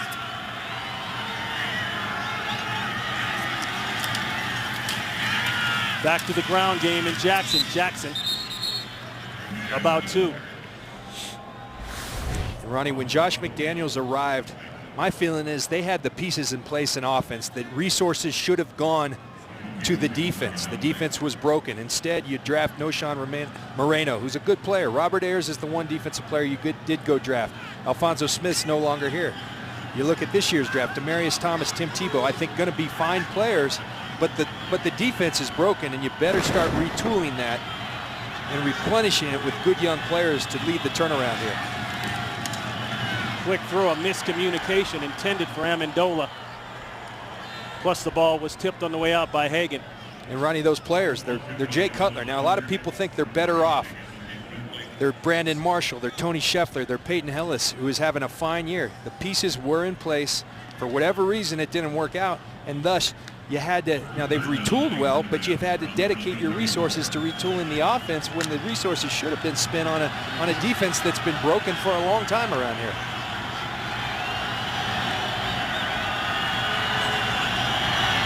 Rams looking at a 3rd and 8.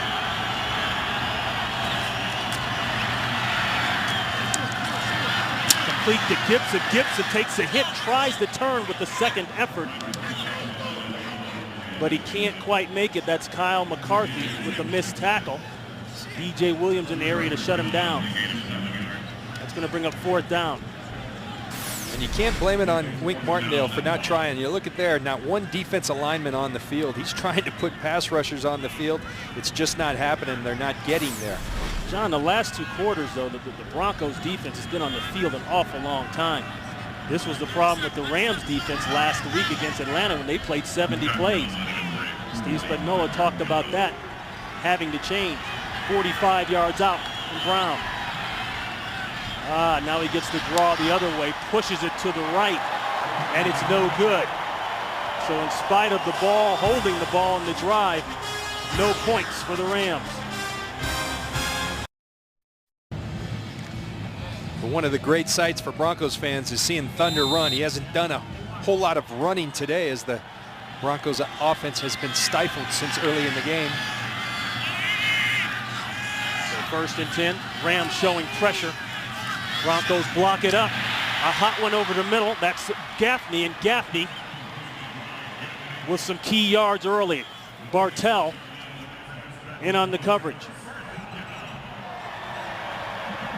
That's Denver Broncos offense this year. The play action, the precision timing, the great throw by Orton, and Gaffney creating separation and bringing the ball in. 19 yards on the reception.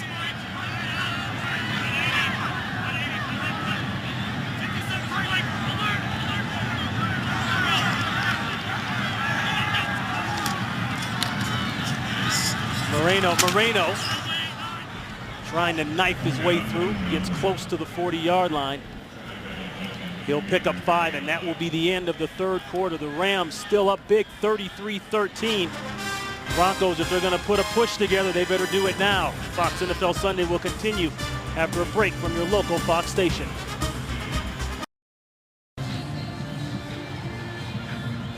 As we talked to the Broncos this week, they all talked about the lack of consistency. Well, there's the lack of consistency. First 3 drives near flawless. 1 touchdown, 2 field goals. Last 5, 3 punts and a fumble. That's not going to win ball games for you. 2nd down and 5. First play of the 4th and final quarter here in Denver. Going deep. Got a step. And the ball. That's Lloyd. Touchdown. He beat Ron Bartell. That will win football games for you. That kind of throw, that kind of route, that's what Brandon Lloyd has been doing all year long. Kyle Orton with an excellent pass, and Thunder gets ready to roll. Yeah. Thunder might pull a hamstring. He's been locked up for a while. I hope he's stretched. I do too. Thunder is like, wait a minute now, can you let me take a couple laps, warm-up laps first? Warm-up trots, 41 yards. Quick strike, John, you just talked about it. First play of the fourth quarter, they get on the board. Elect not to go for two. They'll take the one, and it's a 33-20 game.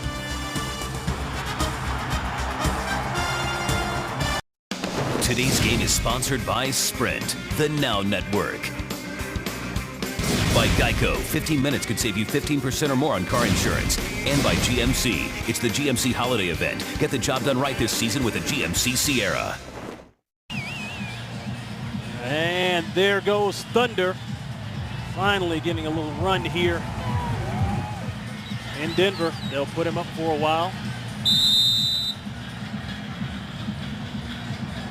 John, there was rumor that you were going to jump on that thing in the beginning of the game. You know, when I was a Bronco, I always said, gosh, I'd love to ride Thunder someday.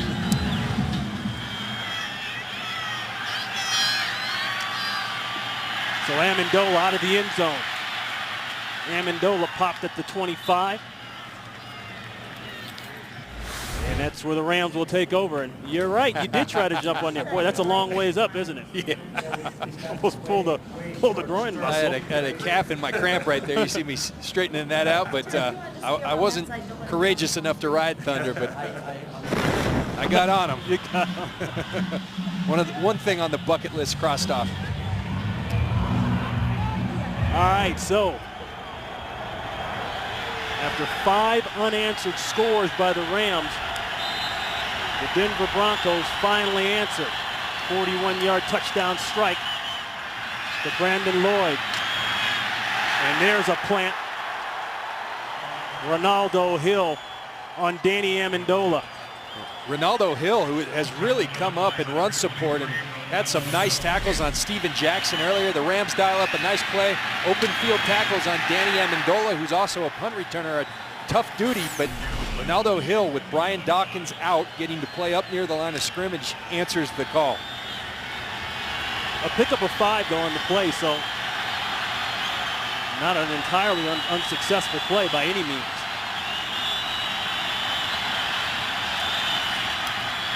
The play action pressure, the throw, and it's caught. It's been open all day. That's Gibson, but a marker is down. Helmet contact, 15 yards from the group. Spotted the catch, first down. Outstanding job of blitz pickup by the St. Louis Rams. Sam Bradford hangs in there tough, and that should have been a 15-yard penalty. And penalties hurt you. Now for this defense, Ronnie, you've got some life in this stadium after Brandon Lloyd. Penalties like that absolutely kill you. You bring pressure, you've got to be able to get there. But still, for this Broncos defense, Champ Bailey, they aren't going his way. Someone needs to step up and make a big play. It's a 2-score game right now. You could get right back in this game. That was Ronald Fields. Ended up being a 29-yard swing after the penalty. They'll go back to their run game and their run man, Jackson. They try to lasso Jackson. He'll be about 3 yards shy of the first down. Nate Jones is there with DJ Williams. Well, Fox Sports is proud to support St. Jude's Children's Research Hospital, where they are doing wonderful work every day to help kids battle cancer. Please join us in the fight and donate now at stjude.org/Fox Sports. See the guys on the pregame show. They're involved in that on a regular basis. So much love and positive feedback there and all the good stuff. 2nd and 3.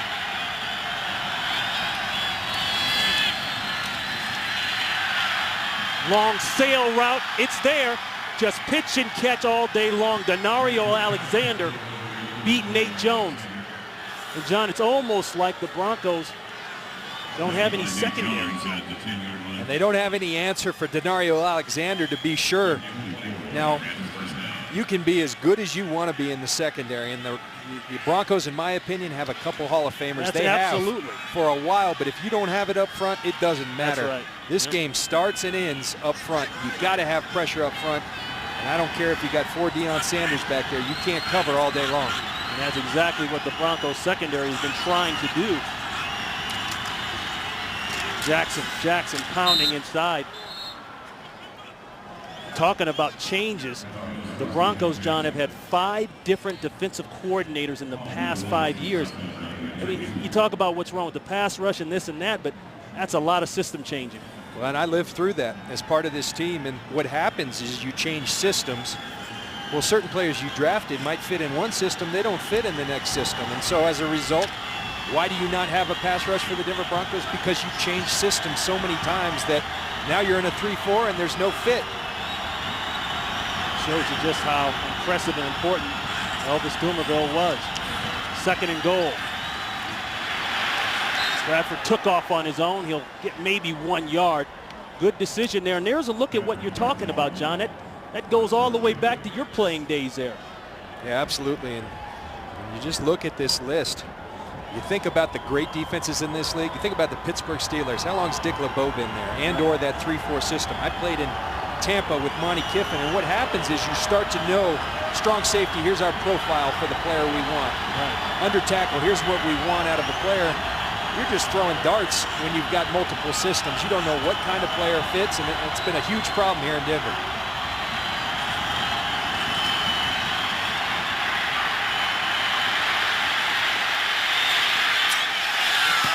And he throws it away on 3rd and goal.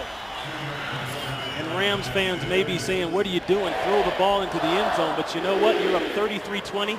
You want to come away here with points. You got to have points. You got a 2-score game right now. You put the field goal, you make it a 3-score game. So smart decision by Sam Bradford. But really, after the inexcusable penalty from Ron Fields, it's a win for the Broncos to at least try to limit to a field goal. Right, right. So this is Brown, 26 yards out. Just a little punch, chip shot, it's through. Rams continuing to get positive points.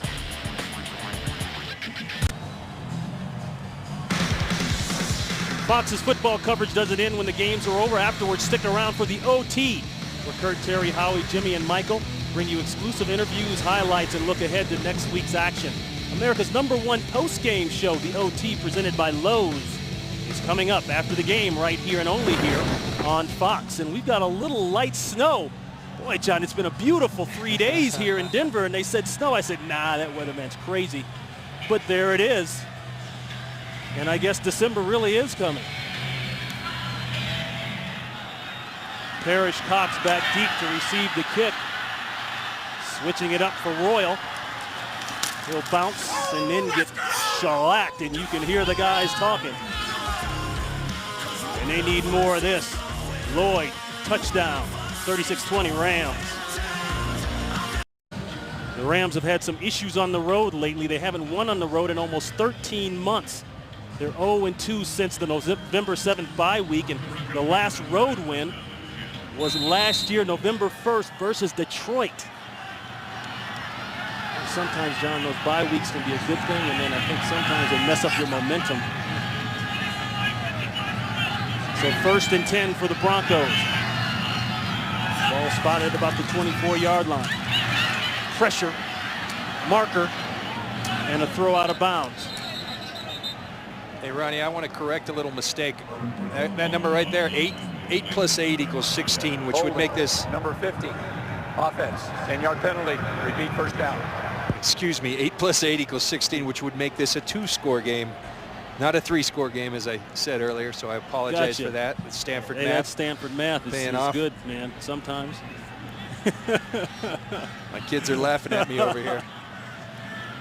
Oh, no. Your daughter Lily taught me some new math there playing air hockey the other day. Wow, I didn't know you could add numbers like that. It's been good to be home. 10:37 here to play. 36-20 game. 1st and 20 after the penalty. Time for Orton. Uncorks it through the hands of Lloyd. Looked a little high, but boy, John, a game like this, he needs some circus catches. And speaking of the clan here, the Lynch clan, there they are pregame, practicing the open. We tried to get our Christmas card knocked off at the expense of Fox. Looking good. So 2nd down and 20.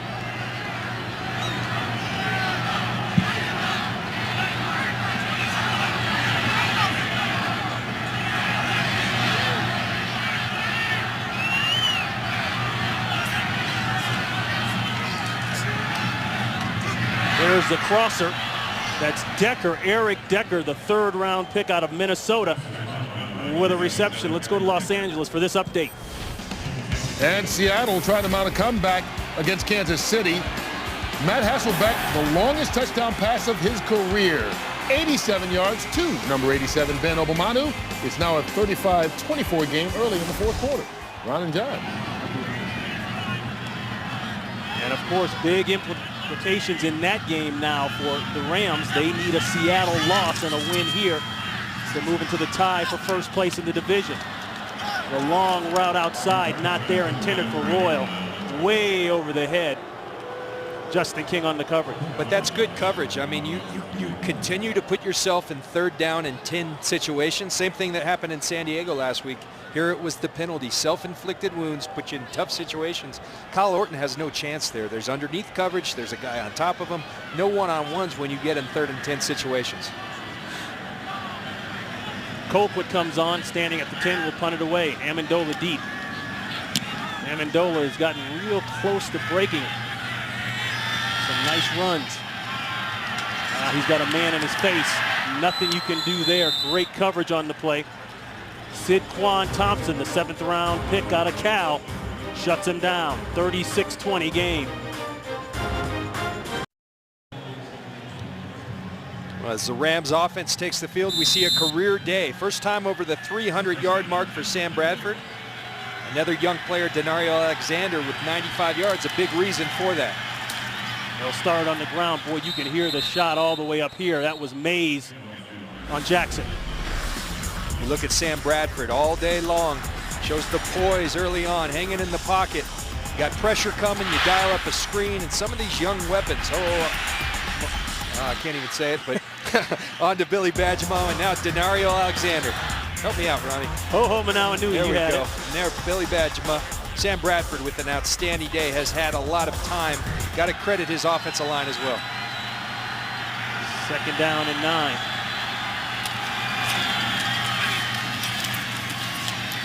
They'll switch it up, give it to Darby. One key note here, stat. In the 4th quarter now, Sam Bradford has not been real efficient. In fact, his 4th quarter, John, is rated the lowest quarter of the 4. He's rated at 57.3 compared to 92.4 in the 1st, 91 in the 2nd, 76 in the 3rd. Unfortunately, number-wise, he goes downhill. Yeah, and I think that's the lack of weapons outside. You can script some things early to get people open. Sooner or later, you got to win one-on-ones. Today, Denario Alexander has done that for him. The 3rd and 6. Up the sideline, and it's well covered by Cox. Intended for Brandon Gibson. And there's exactly what I was just talking about. You can see the drop there. Even looking at the percentage, the completion percentage, as you go down through the quarters.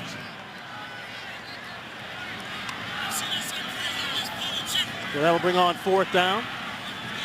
Donnie Jones will come on to punt it away. Sidquan Thompson is back deep to receive the punt for the Broncos. Not a great kick. That ball just getting on the other side of the 50, then taking a Bronco bounce, going back on the other side. So now the Broncos will have great field position. Well, this Thanksgiving weekend, join the NFL in its commitment to making the next generation of youth and families the most active and healthy. Join the movement and pledge to Play 60 at NFLRush.com. And John, I think that's a great effort, you know, the push from the NFL to get the kids to be active in school. A lot of the school programs have taken gym out of the school curriculum, taken PE out. It's all about a push for a healthier nation. 1st and 10.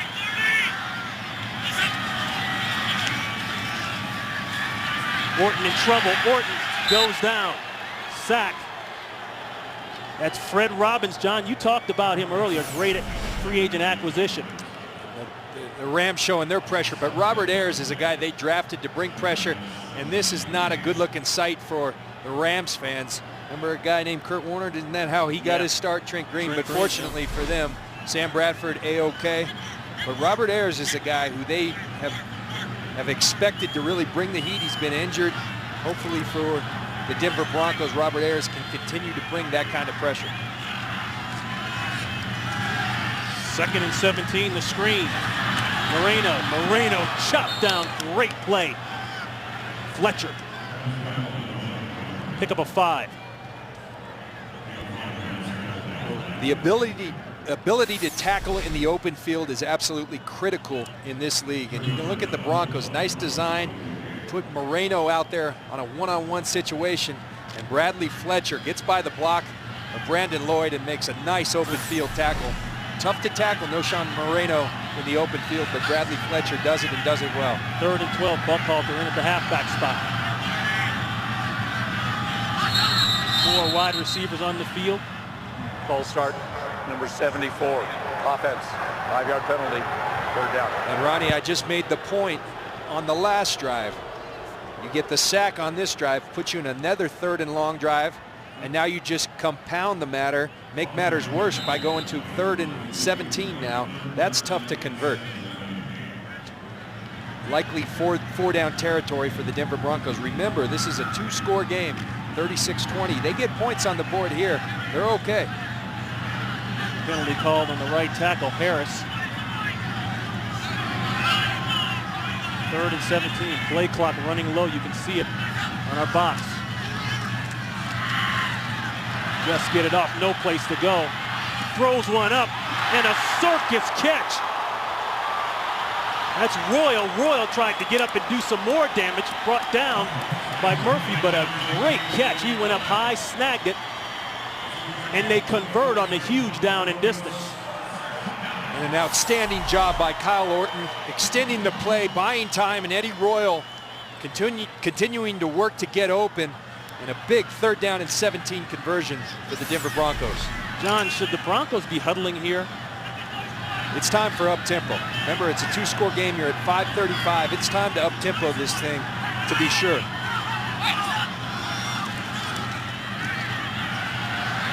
Pressure. Orton, man wide open.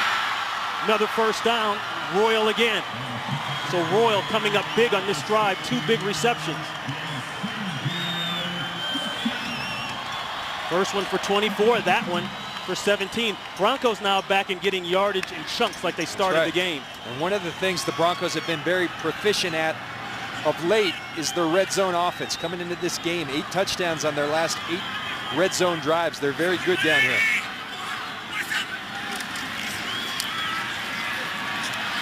Across it, Royal again, and Royal does it himself. Royal almost single-handedly puts the drive together for the Broncos and scores.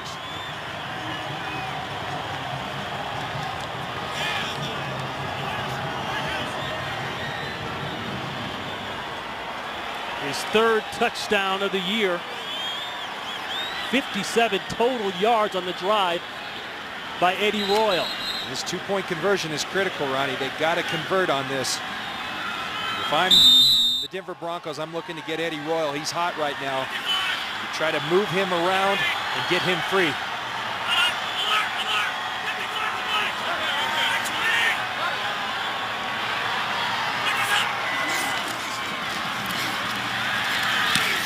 There it was, and he dropped it. Gaffney had it. You could hear it hit his hands.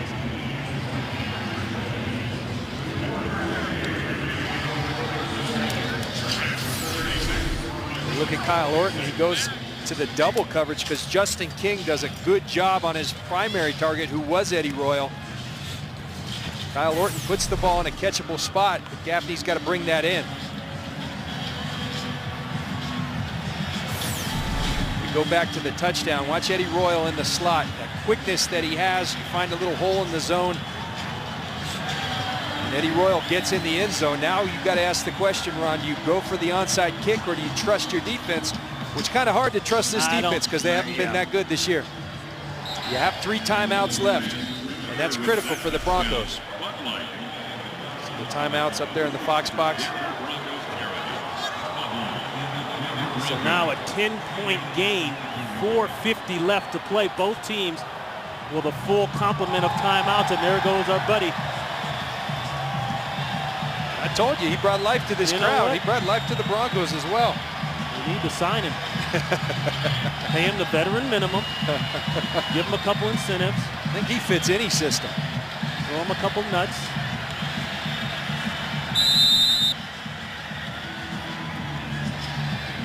And the Rams aren't really ready for an onside kick. At least they don't have their hands, personnel, and formation on the field. They just kick it away.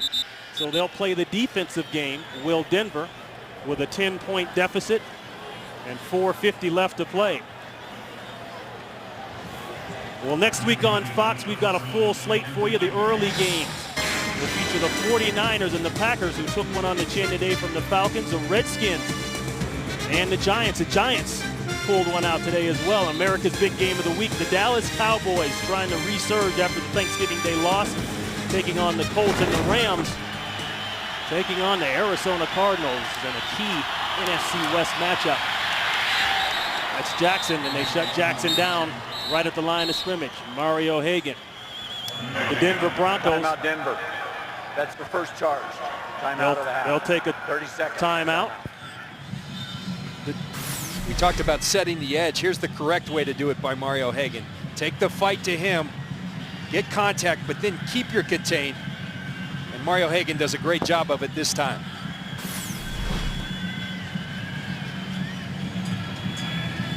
John, the Denver Broncos, they started out on fire. Matt Prater put a couple field goals through there, able to get some early scores, and then all of a sudden, they just stopped and the momentum left and they started making mistakes. Yeah, they did, and that's been a problem for them throughout this season, particularly of late. Was at San Diego last week, and as you look at them now, they're starting to pick that momentum back up, and that's important. 2nd and 10, they fake the end around, they give it to Jackson. Jackson moves the pile for a few. But the defense now, after a timeout, they'll call another timeout. And then, John, we're talking about the Rams. They got it going. Billy Badgerman with 2 touchdowns. We're talking about the tight end resurgence around the NFL. Once they got it going from the second quarter into the third quarter, they didn't stop. Well, they've done a nice job, and I really credit Pat Shurmur. He talked about today, it's important whether it's effective or not, we got to pound Steven Jackson. Right. And what that has done for them is it's set up the play-action passing game, which has given Sam Bradford a lot of time, and Denario Alexander, Danny Amendola, these guys have done a nice job of coming through for Sam Bradford. They're winning the one-on-one battles, and they're going to have to do that here on 3rd down. Boy, and look what the noise is doing to the camera. A quick shot there of offensive coordinator Pat Shurmur.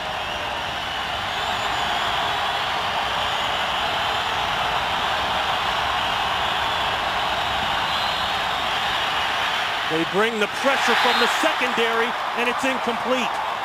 Intended for Brandon Gibson. Pressure by Sidquan Thompson.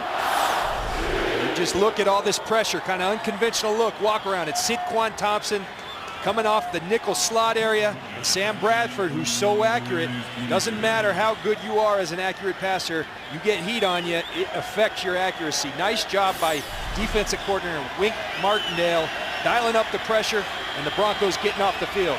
Eddie Royal is on fire. They put him back to return the punt now. 3 key possession or receptions on that last drive. We've got a flag down. He calls for the fair catch at the 30. Marker down at the 15-yard line. Holding, number 57 of the kicking team. Denver is elected to enforce the 10-yard penalty from the end of the kick. 1st down. They'll take the ball. That last drive, John. And you've got this last drive for the Denver Broncos. Kyle Orton on a big 3rd down to Eddie Royal. It was Eddie Royal's show on this drive. And the Eddie Royal show, initially they were going to continue and try to enforce the penalty to give Eddie Royal Another shot, yeah. which I would think be I'd a like to have proponent him of. get Eddie another. Royal's an explosive guy as a punt returner. I think you make him re-kick it, and you get a chance to take one to the house. But instead now, not bad field position, and the ball spotted at the Bronco 41-yard line. They've got one timeout left. But yes, on that last drive, Eddie Royal just went into beast mode.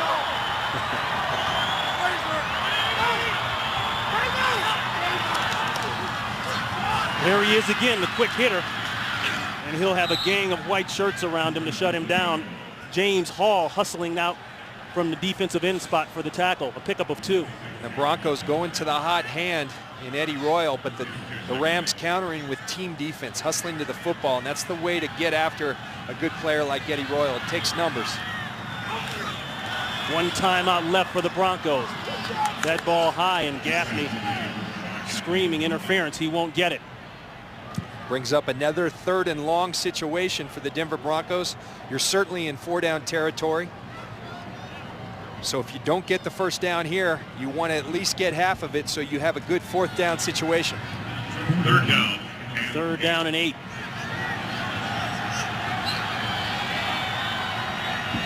Be interesting to see whether Steve Spagnuolo dials up the pressure or rushes with 4. He goes deep, looking for Lloyd. What a catch! No! We all know the rule by now. You must complete the process of the catch it past the ground. And it was the pressure that was brought by the St. Louis Rams defense. When you bring pressure, it creates one-on-ones outside. And a good job this time by Ron Bartell getting hands on Brandon Lloyd, slowing him down, which decreased the separation. Would have been an outstanding catch by Brandon Lloyd and couldn't quite bring it up. 4th and 8.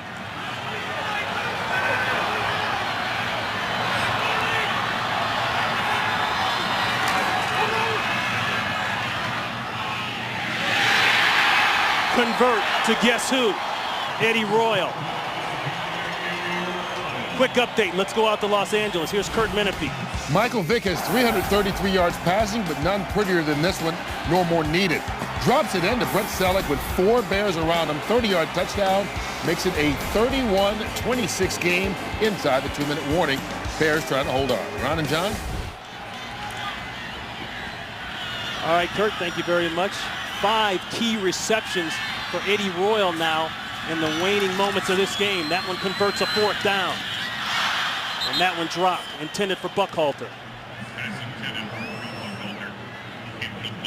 John, going back to that 4th down catch, this is money. Well, you got him on the slot against a rookie and Jerome Murphy. Advantage Broncos, and Kyle Orton does the smart thing, knows he has a mismatch and he goes to it. And I'd keep feeding Eddie Royal as long as he's hot. Can't feed him, of course, if he's on the sidelines. Second round pick back in 08 out of Virginia Tech. Came into the game with 45 catches. He has been on fire. 2nd and 10, wide open. That's Decker, and Decker inside the 5. Decker with his 2nd catch of the day, and it's a big one, 38 yards, and it's 1st and goal. Well, it's a huge one, and remember last year, Kyle Orton was the guy that was a dink and dunker. This year, he has been outstanding. Second only to Phillip Rivers in explosion plays in the passing game, and he does it once again to the young rookie. Doesn't matter who it is, Kyle Orton's going to give you a chance to go make a play, and Eric Decker does a great job of doing just that. Moreno going sideways, and he loses. Great play in the backfield by Craig Dahl. Clock is ticking. No one timeout for Denver. A loss of 3. Excuse me, Ron. You got to work quick, and Kyle Orton's got him at the line of scrimmage. Got to keep working hard and get these points prior to the 2-minute warning. 2nd and goal. It's caught. Touchdown, Broncos.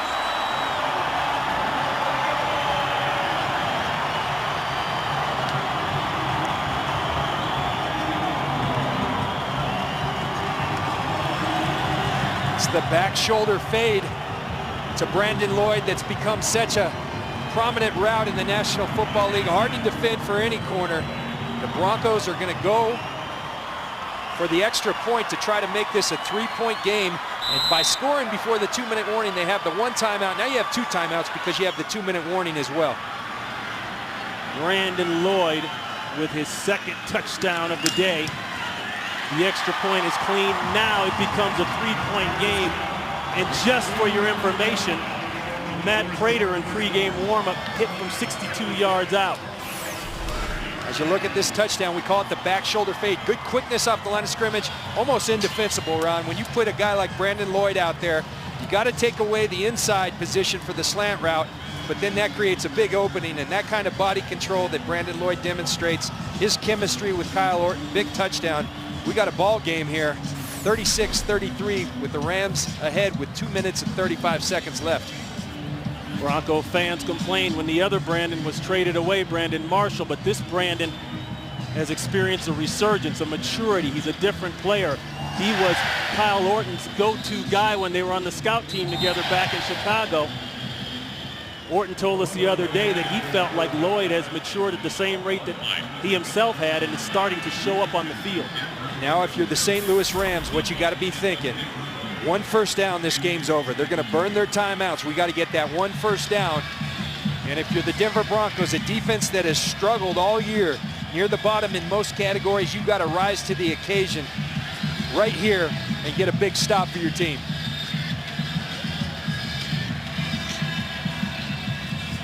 So a 3-point game here, 2:35 left.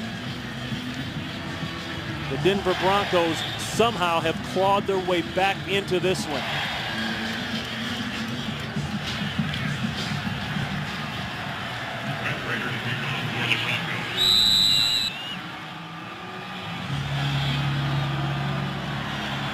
And they are setting up for an onside kick. We'd like to welcome those of you watching from the Baltimore-Tampa Bay game. 3-point game, onside try, and that ball knocked out of bounds by Chris Chamberlain. A marker goes down.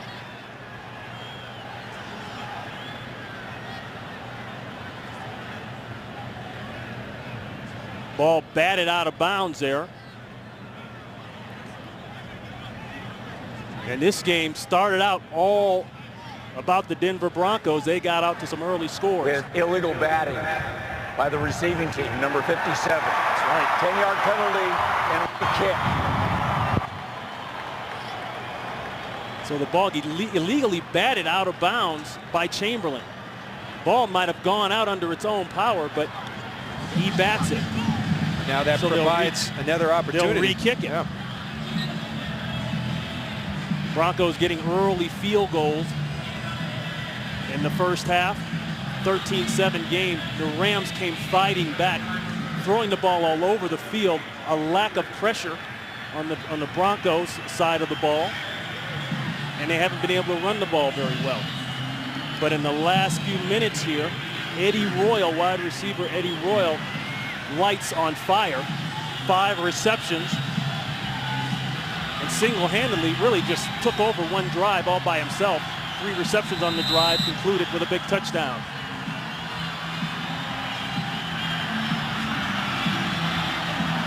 We'll try it again. A high kick, and it's taken by the same guy. That's Chamberlain again.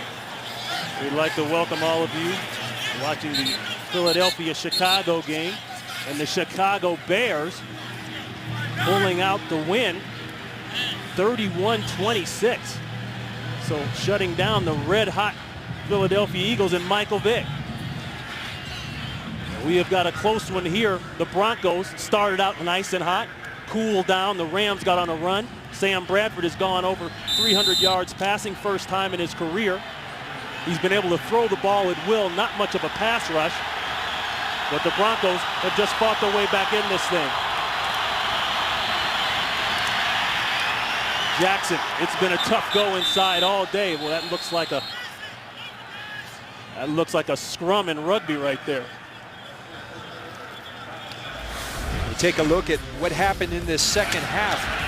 The Rams starting off with the turnover that turned into points. Darby's touchdown made it 33-13, and then the Denver Broncos came storming back. Orton to Brandon Lloyd, been a popular connection for those guys. And then the Eddie Royal show started. Eddie Royal was incredible, converting on third down. Big touchdown by Brandon Lloyd once again. And the Denver Broncos now sit 36-33 with 2 minutes and 27 seconds left. The Broncos just used their last timeout. You're essentially going to have one more timeout with the 2-minute warning. The key is, Ronnie, you need to stop right here.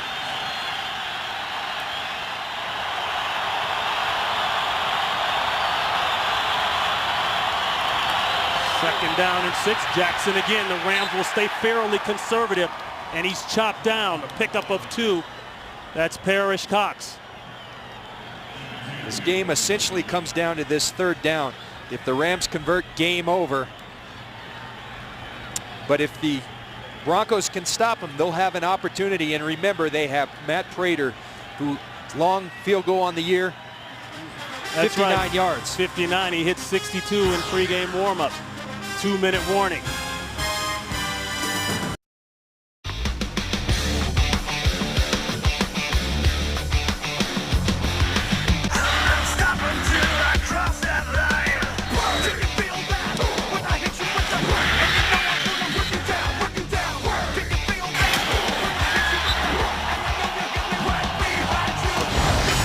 And a huge third down. Can he get 4? No, he'll lose.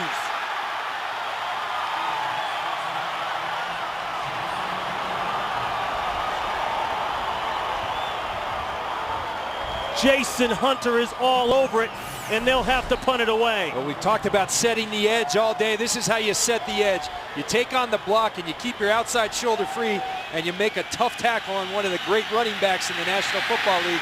The Denver Broncos defense hasn't stopped many people this year, but get a big stop when they needed it most. The Seattle Seahawks have lost up in Seattle. A win by the Rams would put the Rams in a tie for first place. That's how big this game is. Nearly blocked. It is partially blocked.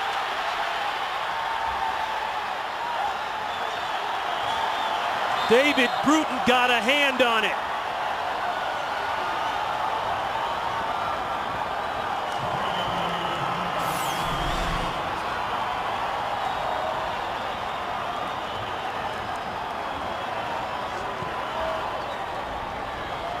David Bruton, you've watched this guy. You think of the great punt blockers, Ed Reed. You think of Albert Lewis, an old school guy in Kansas City. This guy has a deadly up and in move.